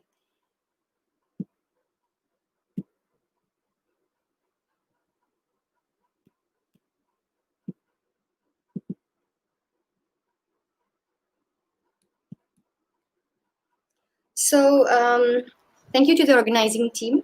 Yes, ma'am, you are audible. Okay, thank you. you. You are audible. Please continue. Okay. So, my topic is revitalizing Dimasa, an indigenous language of Northeast India. The Dimasas are Indo-Mongoloids by race and Tibeto-Burman by language, and they live mainly in Assam and Nagaland. In Assam, in Hojai, Karbi Anglong, Dimashao, Kachar, Karimganj, and Hailakandi districts, and in Nagaland, in Dimapur. They are also known with the alternate names like Hills Kachari for those in Dimashao and Karbi Anglong, and Kachari in Nagaland, Burman in Barakvili, and Hojai in Hojai district. Historically, the kingdoms of Dimasa have been Dimapur as the first capital kingdom and Maibang and Kaspur in the medieval period. The entire period is from 11th century to 19th century AD. As of now, the total population seems to be around 142,413 according to 2011 census, though it may not be accurate because it does not look like it includes those from Hojai district. Hojai is in Nogao. The term Dimasa means sons of the great river, which with the roots D, which means water, Ma for big, and Sa for son. The two meanings for the literal meanings for Dimasa is one as in sons of the Brahmaputra river, and the other is sons of the river Dhanshri. Dimasa has four major dialects: Hashau, Hawar, Demra, and Lijuba, of which Hashau is the standard dialect. Now, this language is highly cognate with the Bodo, Tiwa, and Kokborok among the genetically related Bodo Garo grouping, also known as Sal languages, which is also perhaps why these languages have been chosen for today's webinar. So I've given a sample here to see the relatedness of these languages. So D or Z in Dimasa, De in Bodo, T in Tiwa, Te Kokborok, G Deuri, Chi Garo, and Chikara. We can see from here in this chart the genealogy of the Dimasa language, which belongs to the Bodo group from the Bodo Garo, further towards the Konyak Bodo Garo, Jingpo Konyak Bodo from the TB language family. Dimasa dialects can be identified as the following: Hashau, Hawar, Demra, and Lijuwa, with the sub-varieties identified for the three except Hawar. This is the map of Assam, and we see that the entire southern part of Assam, South Assam, from Hojai to Karimganj and Hailakandi, and towards Nagaland, Dimapur district, we see their distribution as Demra, Lijuwa, Hashau, and Hawar.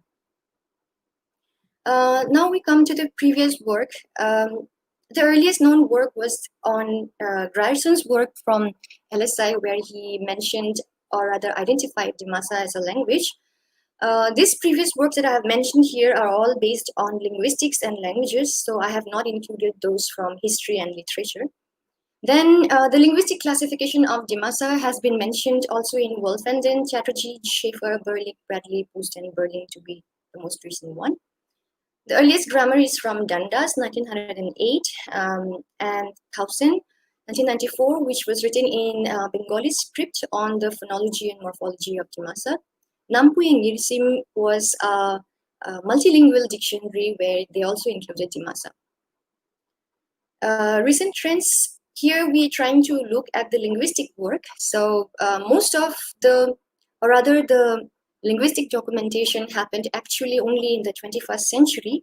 So we have the first work from the PhD, MPhil and PhD work of Dhiren Singha, and Jackison's descriptive grammar of Dimasa 2007, Priyanku Sharma's PhD on tones in Dimasa with Rabha in 2008, Berling's manuscripts on Dimasa tones in 2009, and my work from 2012 till date. And from the community side, Johori or P. Johori has published Dimasa to Dimasa monolingual dictionary, Graudimani Pandar. As of now, we can see that Dimasa is the first language for the Dimasa people across Northeast India. It is spoken in the home domain, and very few non-native speakers learn Dimasa as L2 in certain Dimasa-dominated places or due to influence from the neighborhood. Dimasa is used largely among them for culture-related announcements, social gatherings, written invitations or reports, which is intra-Dimasa, and any other such matters. Dimasa is a vulnerably endangered language, as we can see from the UNESCO report. I have been able to identify it as vulnerably endangered, firstly because there is transmission from parental to child, but then it is used in limited, it is limited in domain. It has a small number of population in comparison to the rest of the Bodo Garo group of languages. Nearly all speak the languages, so the grade is 4 for that, because there are mostly few or no speakers from Kanpur in Nagaon. Mostly they have lost their language due to Vaishnavism. It is used in limited domains as in perhaps only among the community. Coping because language has slowly been evolving in several new domains like all India radio, commercial regional films and songs, social media, and etc. Written materials is highly limited, and literacy education is not a part of the school curriculum as of yet. Passive assimilation because there is no such policy for the Dimasa language as a minority language. It is not protected.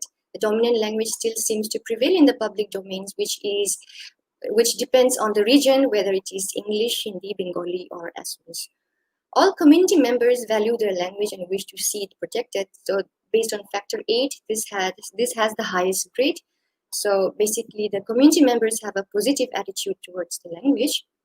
In terms of language documentation, as I have said, it is limited, it's fragmentary, except for a few linguistic researchers in the 21st century and a few audio video recordings, which may exist with or without annotation. Thus, we can see that Dimasa is an underdocumented language. When we try to understand its scenario in terms of language education, first thing I want to mention is Dimasa is a non-scheduled language as per the 8th schedule of the Constitution of India. What is meant by a non-scheduled language? That is, it is not the official language of the state. It has not been identified as one of the official languages among the 22 scheduled languages. It is a minority language. When we talk about minority, that is, it is a non-dominant language of the state. Here I'm stressing on the scenario of Assam. It is not a regional language of the state. So in spite of being one of the prominent language of Assam, it is still not identified and declared as such. A Dimasa language as optional subject as L3 or third language till class 10 in the school curriculum has been officially implemented only recently, a few months ago in 2020, although not known in practice. Higher level of education is not known, and there is less number of Dimasa literature available with the script Roman, which was adopted by Dimasa Laridim Mel in 2004. So now comes to our job as linguists, our job of language documentation. Here, what we are supposed to do is we have to build a corpus. When we talk about corpus, we talk about a collection of text. It can be for word list, identifying huge number of words, and then planning on the publication based on different genres. So basically what we do initially is we do data collection and record them. They can be of several kinds of word lists, such as kinship, body parts, numerals, flora and fauna, because these are the basic word lists that a native speaker mostly retains in the language.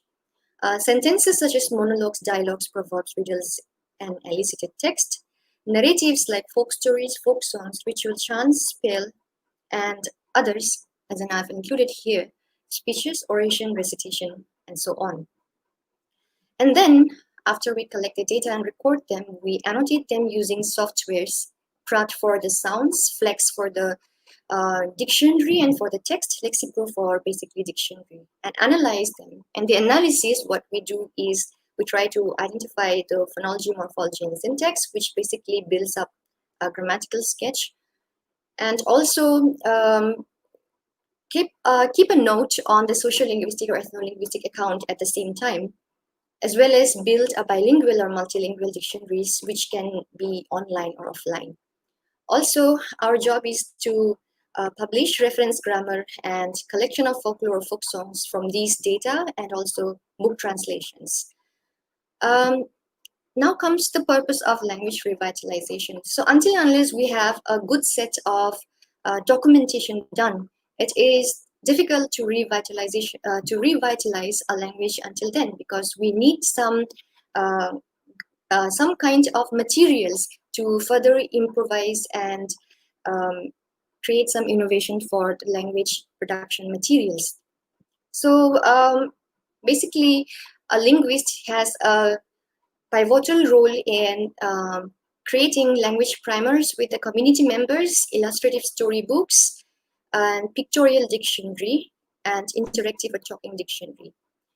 Also, apart from the material production, building digital archive is highly necessary. There is no digital archive on Dimasa in the website available so far.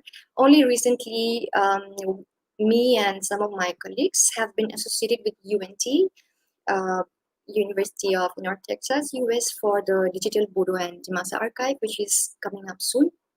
Next is we need a good response from the community. When there is community feedback coming up, when there is an interest from the community, only then we can also help. So basically it has to be hand in hand. And then language awareness workshops need to be raised among schools and institutes, both in villages and also in the town areas. So this involves the involvement of language activists. It's very unfortunate that I do not know of any Dimasa language activists so far. There are very few language activists in Northeast India. Local youth and NGOs also play a prominent role in this creation of language awareness. And universities and research institutes can also conduct such kind of programs. Then creating platform for larger use of the Dimasa language by literacy education programs. So what can they be? Basically, this can be to boost the use of the language in terms of motivation, such as Dimasa Youth Forum has been recently organizing essay and creative writing competitions. And then we can have recitations and debates in Dimasa. Blogs can be created in Dimasa language, and encouraging the use of Dimasa in regional seminars and workshops. Recently, Dimasa Scholars League have also initiated that as online webinar. In terms of language sanitization, we have to update the orthography, and the last revised orthography was 2004, and after 2004, nothing has been done so far. So what were the conventions? Basically, letter H was dropped from the pa, ta, ka because it was redundant, and instead it was used for the high tone. And the addition of the letter H was for high tone, and then there were removals of the unnecessary letters from the Roman alphabets. So you have this C, F, Q, X, V, Z. The other problems with variations of the dialectal use in orthography, because it has been inconsistent in use.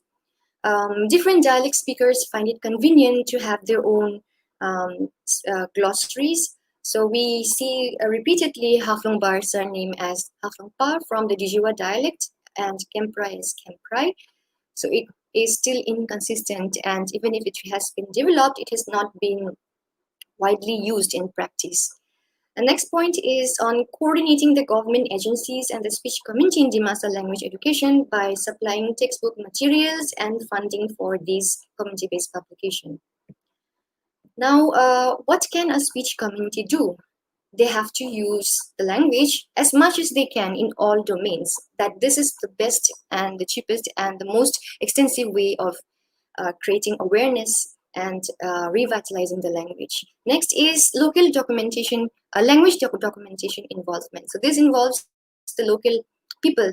The community members should themselves be responsible and publishing materials for their own language. Dictionaries and language primers, as I have said, monolingual and bilingual dictionaries, and also nursery books, literature books, maths and science for school curriculum. There also can be workshops on language teaching, because it is not easy to have an L1 teacher in Dimasa. So certificate course in Dimasa could be the most futuristic and most possible step and measure to have a more professionally trained teacher. So both teachers and non-teachers can be trained in the certificate course in Dimasa, which can be 6 months or 1 month course. And it can include both Dimasa and non-Dimasa speakers. Non-Dimasa speakers also, because there can be other prospects for jobs as language translators, as prospects in local businesses and jobs and rural communication. Now, the community members can also engage in data collecting and editing and proofreading the materials. And another thing that matters is we have to see as in how much positive, negative, or neutral their attitudes are. Mostly the Dimasas, fortunately, are highly positive. The only problem, the only drawback is in terms of funding and support for language awareness and language education. This is where state intervention is highly required. So together, the linguist community and the government can work together for few things which I have mentioned here. One is for language planning and policy, that is to implement the Dimasa language as an official language of the state. So Article 345 includes the definition for the 8th schedule, that is to adopt one or more languages in use in the state or Hindi as the official language or languages of that state. So basically, Dimasa is one of the languages used and spoken in Assam. It is widely spoken in the state in 6 districts, as I have pointed out. And it has a script, adopted Roman script, and it has considerable literature, although they may not have been given due importance. Next point is to implement the Dimasa as a regional language. How can it be implemented is in terms of 3-language formula. So basically, there will be one language, which is the official language. It can be, one is the Assamese, and the other is English, and the other one, mother tongue, in case of Dimasa, for the Dimasa language. So this basically works in terms of teaching or language pedagogy, that is to introduce Dimasa as compulsory L1 from class 1 to class 10, like all other vernacular subjects that are taught in Assam, especially for Assamese and Bengali, with L2, which will be English from class 5 to 10, and L3 for either Hindi or Assamese or Bengali, depending on the region where the Dimasa is spoken, which will be for class 5 to 8. Also to revise and update the school textbooks in this language. What can we do for promoting literacy education? First thing is promoting adult education. How to do that? So by creating awareness in terms of the medical ailments or AIDS or the recent coronavirus or social causes, environmental causes, and any other malpractices through Dimasa. To create platform for reading and writing in Dimasa. So Quran is one of the newspapers, weekly newspaper, which publishes news and articles in Dimasa, and also a magazine by Dimasa Lari Rimmel. There can be listening and reading skills which can be learned online, and also Dimasa learning apps can be used, which should be profitable, especially during this pandemic situation. So in conclusion, I'd like to say that in spite of few documentations done on the Dimasa language, it is still an insufficient number to contribute in building a list of research materials for the language. Dimasa needs to be urgently revitalized due to the several factors confirming its level of threat and endangerment, especially with limited domain of use and no explicit policy for the language by the state government. State intervention is pivotal in promoting Dimasa as an official or a regional language for wider use and language protection. The linguist plays a major role in mediating the community members and the state government in the policy making of the Dimasa and its language education. Community involvement is highly anticipated in written literatures and spoken use. Mass media and social media also play an equal role in literacy education and language awareness. However, as long as the language is used in the spoken form at home, the language can still survive. Lastly, the number of population is not a major hindrance, rather it is the attitude and effort of the community that determine the trend in the language development in the long run. Thank you.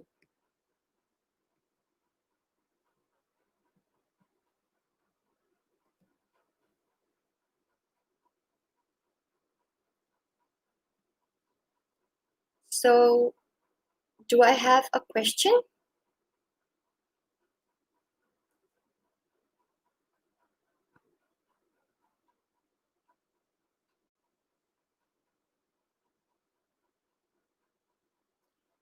If there is any question, because I have a very poor network, you can please mail it to me at monalilong@gmail.com.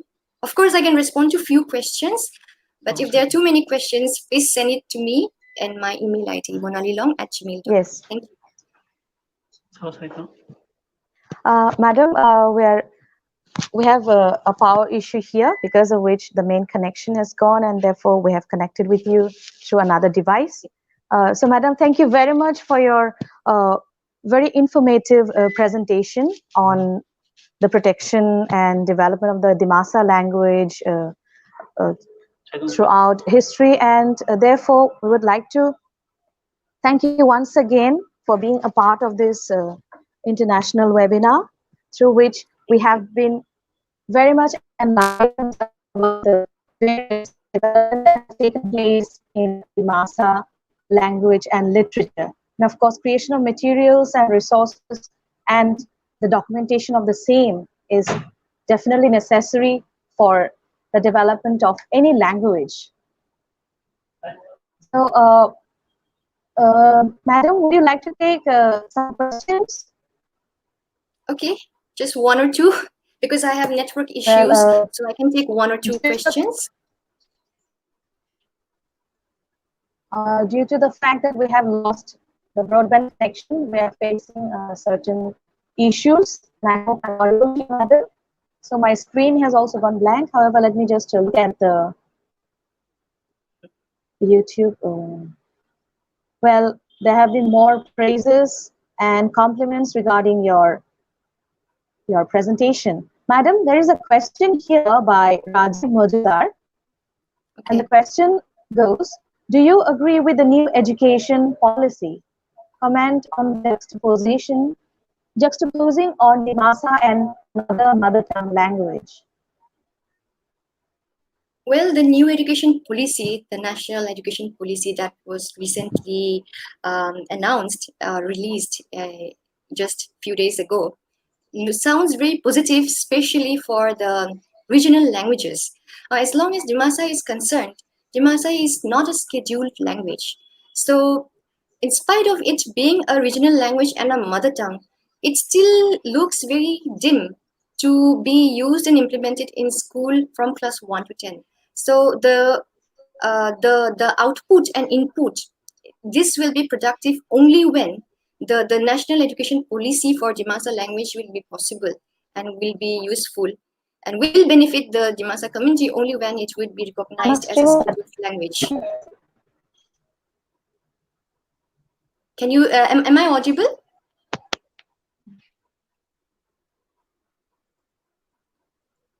Am I audible? Okay. Yes, madam, you are audible. Okay, okay.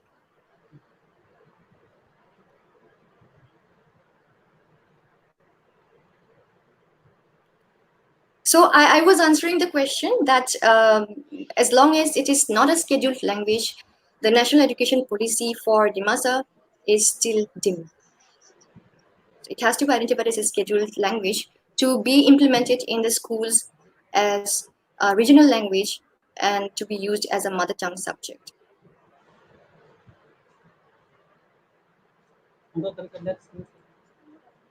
Is there any other questions that I need to answer, or can they mail it to me?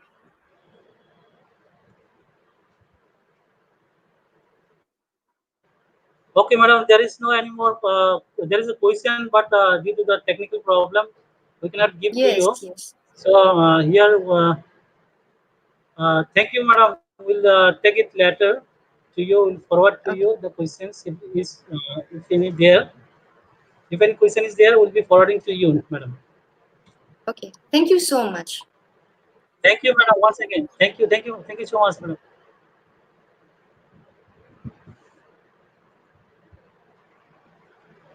Now, uh, over to Petrol, madam. Take forward.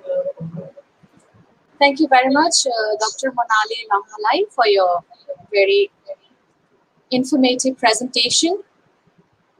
And now we would like to go ahead with our last speaker for this webinar. That is Muchang Binoy Barma, the Senior Linguistic Officer, TTA ADC.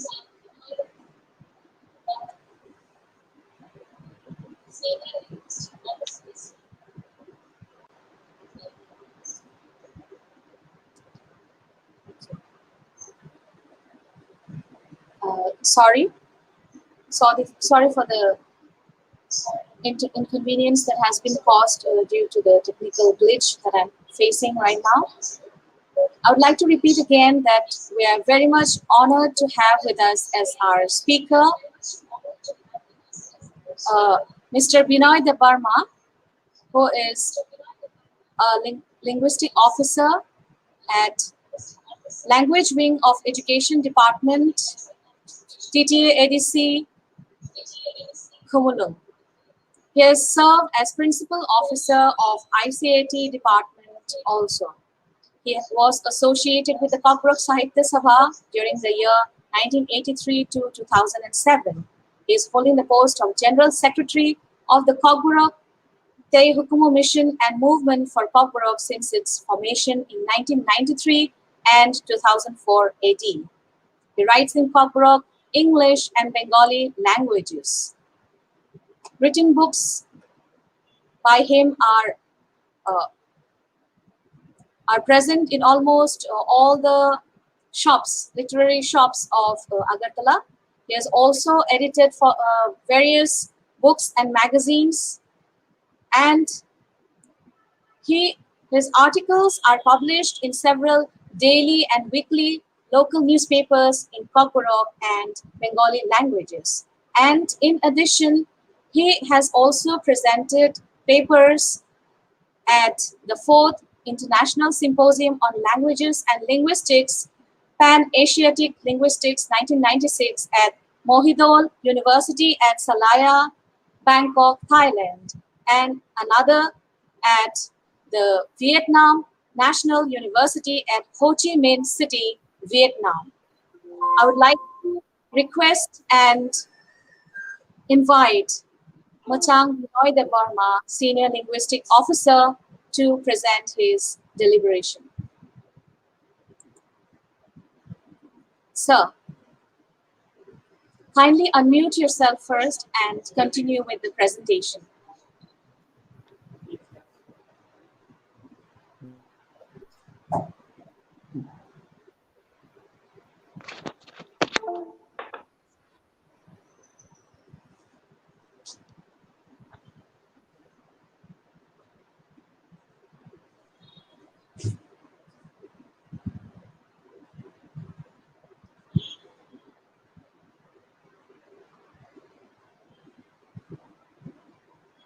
Kindly unmute yourself first, sir.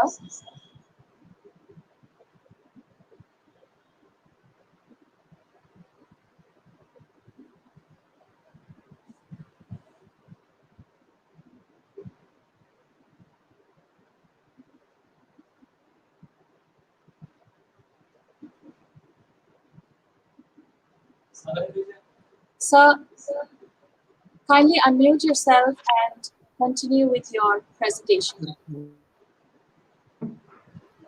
Yes. Is it working? Yes, sir, it is working, but you have unmuted yourself again. Now audible? Yes, sir. Yes, sir, you are audible, sir. Okay. May I start it?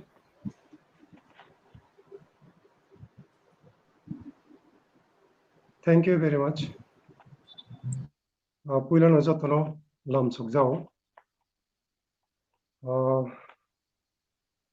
I would like to thank all the organizers. So far, I am last. Sir, sorry for the interruption. Kindly raise your volume a little bit more so that the participants may hear you.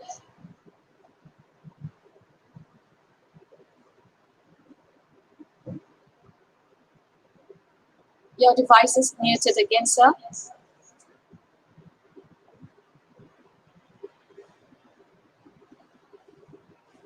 Sir, you are muted again, sir.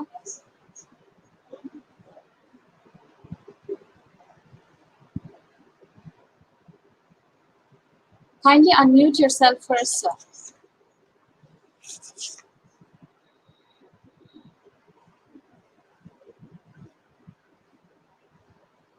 You are still on mute, sir. Sir, you are still muted. Kindly unmute yourself.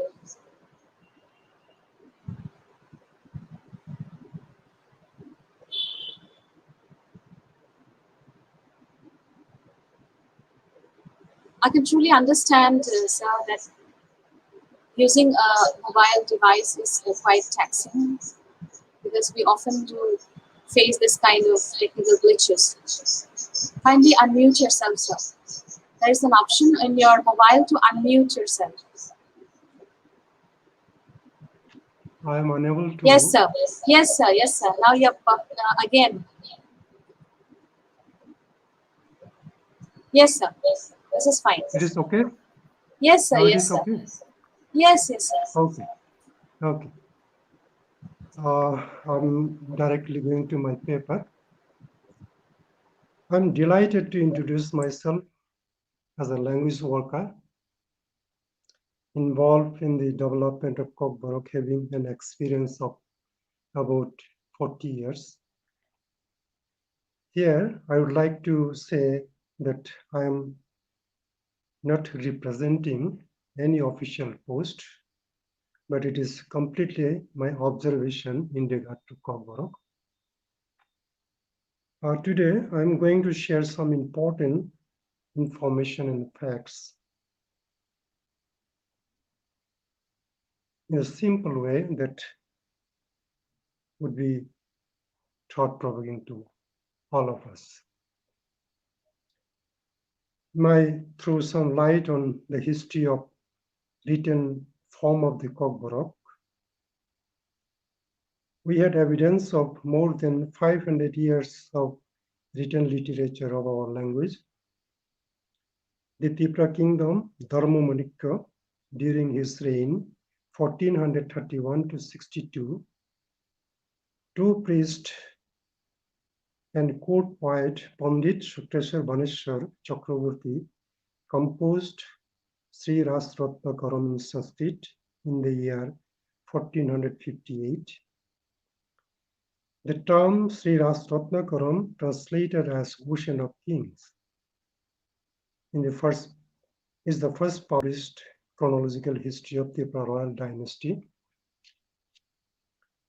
In the slokas 22 to 25 of the Prathama Sarga of Sri Rasratnakaram, it is written that the court poet collected the materials for composing the book from Tripura language, mentioned as Udaipur language, which is presently known as Kokborok. The verses go, Ebong Chontai Bachanong Srutto Praho Noradipo Ostu Goyattomong Tabod Brihu Udaipur Chattaru Boyo Moitrivo পঞ্চমু নহি বিদ্যতে তথা রহস্যং শ্রীমু মৎসমুখবয় নিশ্চিতম মূলং যৎবত্তাবু গয়েং দিমং ত্রয়ীপুর ভাষায়া শুক্র বানেশ্বরই তৎস তনাতুম দেব ভাষায়া.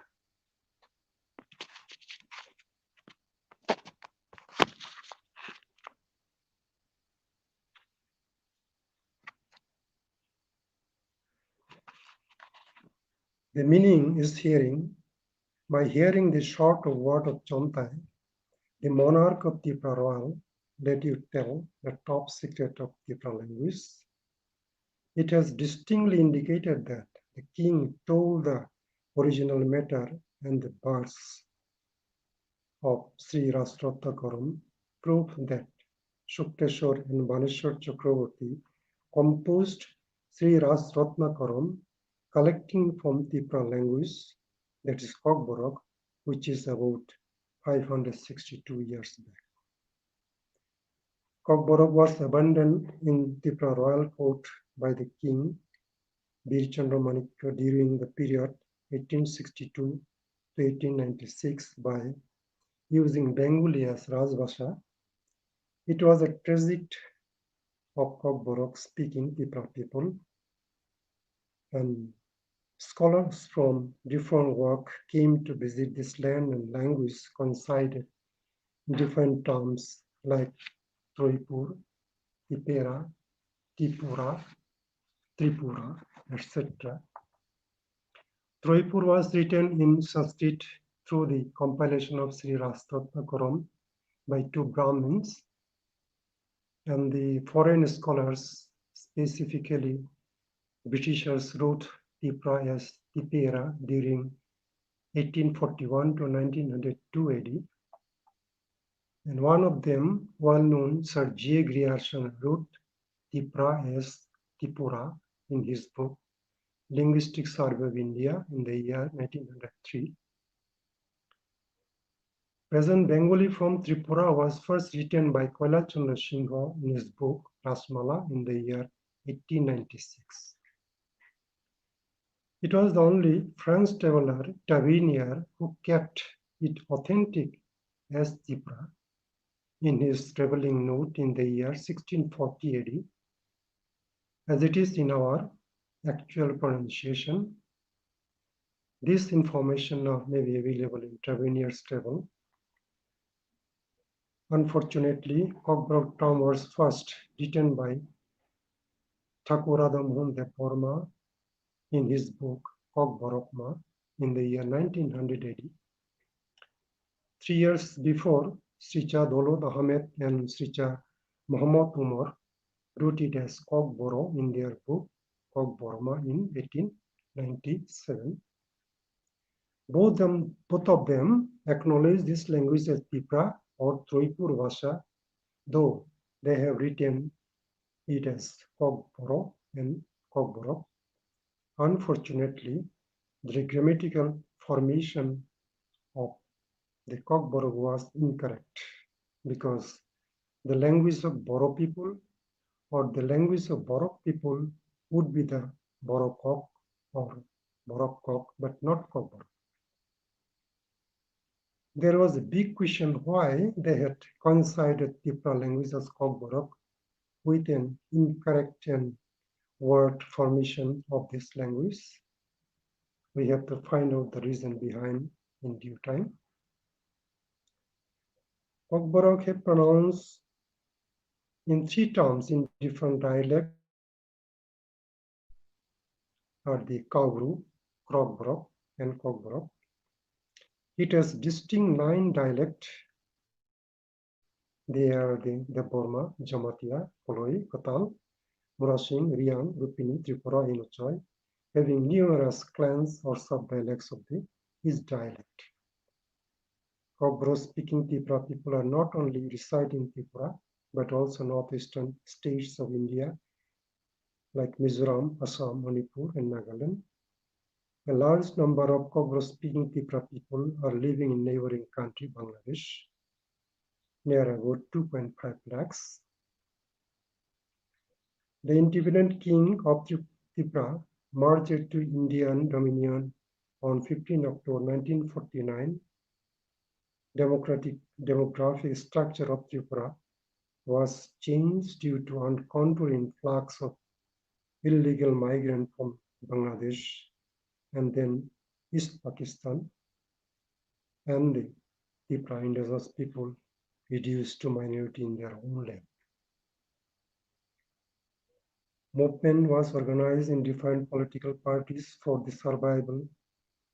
As a result, Kokborok was recognized as the state language of Tripura in 1979. Education in Kokborok was started in 1983 from primary stage. Secondary and degree level Kokborok education was updated in the year 1996 and 2012. Kokborok master degree was introduced in Tripura University in the year 2015, and doctoral degree is also started. In regard to introduction of Kokborok master degree in Tripura University, name of movement for Kokborok must be mentioned. They had an opportunity to convince the then governor of Tripura, Sri P.V. Acharya, whose intervention helped to start the MA in Kokborok in 2015. Necessary step to be taken was ignored by for the development of Kokborok and the for instance creation of research institute of Kokborok are lagging behind. A tiny language wing was started in the year 1994 after a joint in Tripura District Council. Numerous Kokborok development activities was rendered and highest number of Kokborok literary publication was made with a limited scope and fund provision. It may surprise people to know that after 33 years of recognition as a state language of Tripura, the department, namely Kokborok and other minority languages, was created in Tripura. It would be more feasible to create a research institute for extensive work and publication of Kokborok in government level, though Tribal Research Institute had some Kokborok publications. However, it is the NGOs who have taken responsibilities for research and publication of Kokborok having maximum number of Kokborok books rather than the government bodies. Kokborok speaking Tripura people are lucky that it has numerous folk literature in the form of songs and tales. It is alive among the people through generations in the form of folk literature. Number of Kokborok vocabulary is huge that could be compiled into large dictionary having more than 1 lakh Kokborok words. And the name of the NGOs involved in the publication of modern literature as well as folk literatures are the Kokborok Sahitya Sangsad, Kokborok Tihuku Mission, Hasani Khorang Publishers, Jara Publication, Kokborok Sahitya Sabha, the Kokborok Publishers, and other are the partly those who are publishing the Kokborok for publication, Tripura Bani, Tripura Darpan, Soikot, Prakashini, and the Ponomi, etc. It will be worthy to note that Kokborok have reached to the highest level of the education, but no Kokborok regular teacher are appointed in the secondary and the degree level since 1996 and 2012 onward. Kokborok knowing teachers have been engaged to teach the Kokborok in addition to their normal duties that have faced a severe problem in getting proper education through the Kokborok speaking among the Kokborok speaking students. Only one regular assistant professor of Kokborok was appointed in Tripura University, but MBB University is yet to do it. It is said to say that some people are not sincere even to write the Kokborok in proper spelling. It is very sad. There are more than 10 kinds of spelling of Kokborok that exist in the famous books, letters, official correspondences, and the notifications. It is need to create a Kokborok Research Institute for complete research work on the Kokborok, which will take numbers of language development activities.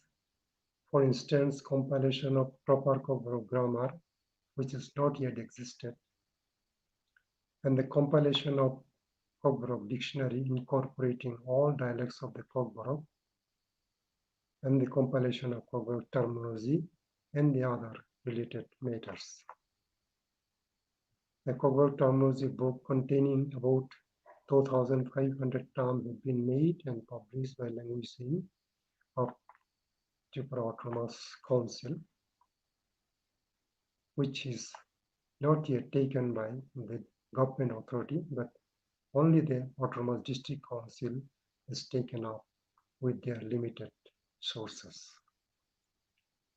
In fine, I propose the Kokborok Research Institute may take responsibilities of regular activities for the development of Kokborok and organizing seminar gathering all the Kokborok sister languages of northeastern states, which has already started by the Netaji Subhash Mahavidyalaya Udaipur, Tripura, so that the concept of the greater Bodo nation in the world may come true.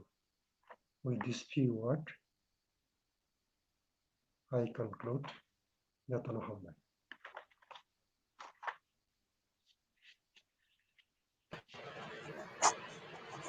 Thank you, sir, for your wonderful lecture. It was informative and very good information that we have enlightened with your speech. You have highlighted the survive against the obstacle, Kokborok language, how the Kokborok language origin, group of Kokborok speakers, and existence of Kokborok, movements for Kokborok recognition, Kokborok recognition in school and in university, as well as in the getting PhD, uh, that, extending the hands of movement for Kokborok team. And you have also highlighted us how this Kokborok language is recognizing in state, and how this Kokborok language is struggling, uh, getting challenges in front of them, how to develop. This all you have given us huge information. Thank you, sir, once again. Uh, there is a few questions, sir. You can tag it. I'll be highlighting the screen. Uh, uh, there is a Ruang Mathura Vikas Tripura. Uh, he have a question. Uh, do you see the debate over the issues of title Kokborok, Kaubru, Kok, Tripura, and script Roman, Bangla, Devanagari, Un as a constraint to achieve inclusion of Kokborok in its schedule? Sir, these the questions came from the viewers. Kindly, sir. Okay.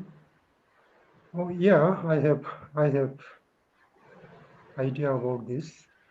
Actually, this script selection is concerned about the Kokborok. It is a completely turned to the political matter.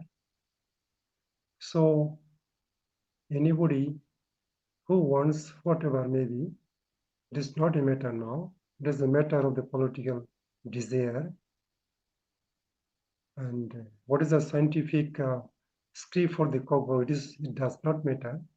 Now the matter is in the hand of the political leaders. So it is very sad for Kokborok. If you have you can recognize as 8th schedule of the Indian Constitution, but they have some point, they have some observation, they have some obligation. You have to choose particular script, and then they will allow to enter in the 8th schedule. So it is a very sad for the Kokborok speaking people of India.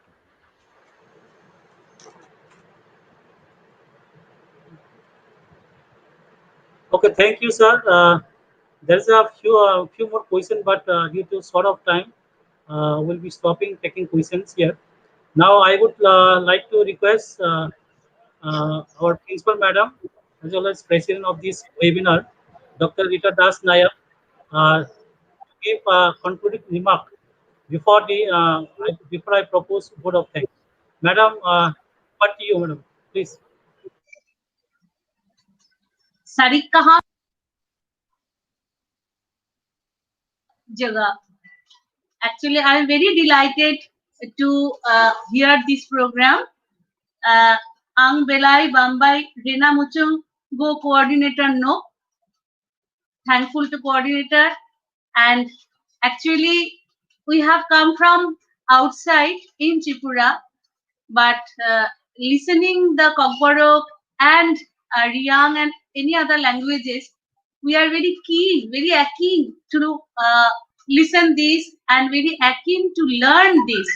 But as there is very few scope, so it's very difficult to learn this at this age. But I am trying my best to learn these languages.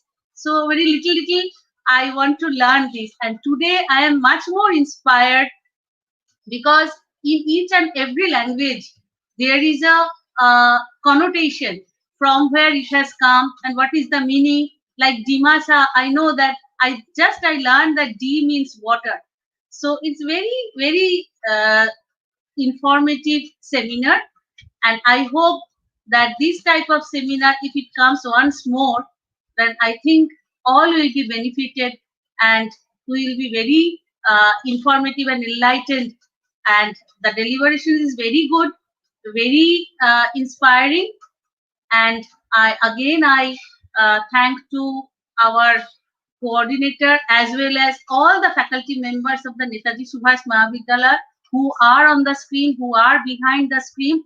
They tirelessly do this for this seminar also. So I am again thankful to all the coordinators, and I convey my thanks to the coordinator, HOD of language department, Kokborok language department and political science department. And I again thanks to all of you, and over to Patriot to give vote of thanks and end the session. Thank you, madam, for this wonderful ending remark that you have given. Because of you, we are getting such kind of encourage to organize webinar, and the pandemic has given us a lot of chance to interact through this social media or with this using these new technologies. And thank you once again, madam. Now I would like to request Patrick madam, organizing secretary, uh, assistant professor, Department of English, HOD in charge of Kokborok, to propose vote of thanks. Now over to Patriot madam. Madam, please. Thank you very much for this time.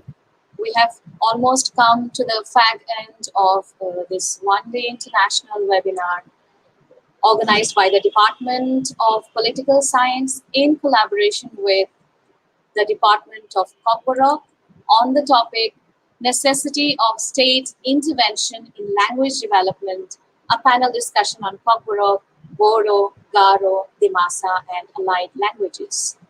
I take this opportunity, first of all, to thank our Principal Madam, Dr. Rita Das Nayak, who is also the president of the webinar, for her constant support and expert guidance and instruction towards the whole process of organizing this webinar. She has always been constantly one of the most important persons in initiating as well as materializing this webinar.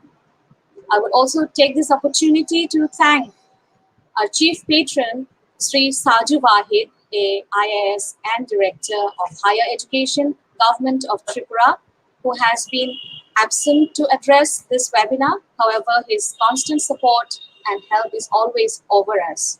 And we're also very much thankful to the RUSA Center headed by Abir Dasgupta, who has been very much instrumental in providing us technical support as well as uninterrupted power and uninterrupted transmission, internet connectivity for making this webinar a success. Thank you. And I would also like to thank our keynote speaker, Professor Anil Kumar Garo, Professor and Head Department of Folk Literature, Gauhati University, Assam, India, for his keynote address. I also thank Professor Borendralal Tripura, Assistant Professor and Department in the Department of English, American, International University, Bangladesh, who has deliberated on the topic, the challenges and possibilities of Kokborok and Kokborok Kokrubai in the context of Bangladesh. Thank you, sir. Thanks also goes to Professor Swarna Prabha Chainari, the Professor and Head of the Department of Bodo, Gauhati University, Assam, India, who has deliberated on the topic Survival and Language Revitalization with special reference to Tibeto-Burman languages of Northeast India. Thank you very much, madam.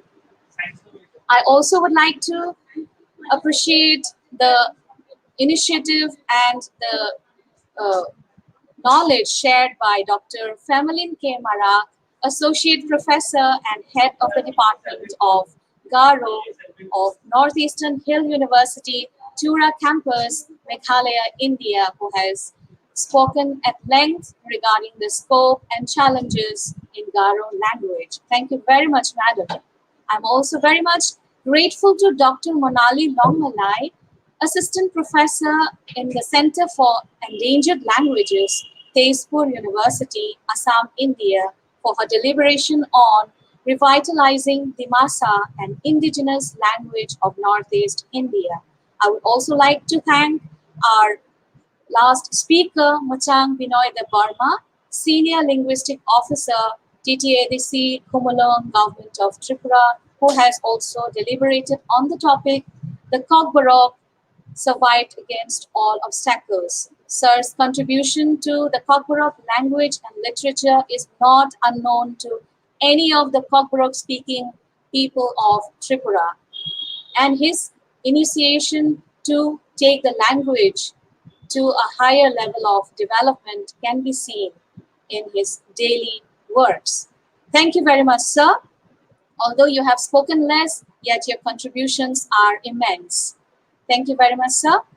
And I would also like to thank, with a hearty, with a warm gratitude, I would like to thank my colleague, as well as the convener cum organizer of this one-day international webinar, Dr. Babudhan Tripura, the assistant professor, as well as the HOD in charge of the Department of Political Science, Netaji Subhash Mahavidyalaya, Udaipur, Gomati, Tripura, who has taken the pains to put this whole thing together. And it is his ideas and his initiative since the conception of this topic that a webinar should be organized on an important issue like language development. And I thank him also for giving me this opportunity to collaborate with him in this truly noble endeavor. And I would like to announce to all the participants present in this webinar today that this is the first webinar that has been conducted by any of the language departments in Tripura and NSM, that is short for Netaji Subhash Mahavidyalaya. And my heartiest gratitude, my warm gratitude, warm thanks goes to all the participants who have been attending and listening patiently with us from the start till the end, who have taken pains to bear with us beyond the time schedule and become an active participant to the whole webinar, without whose presence this webinar would not have been a successful one.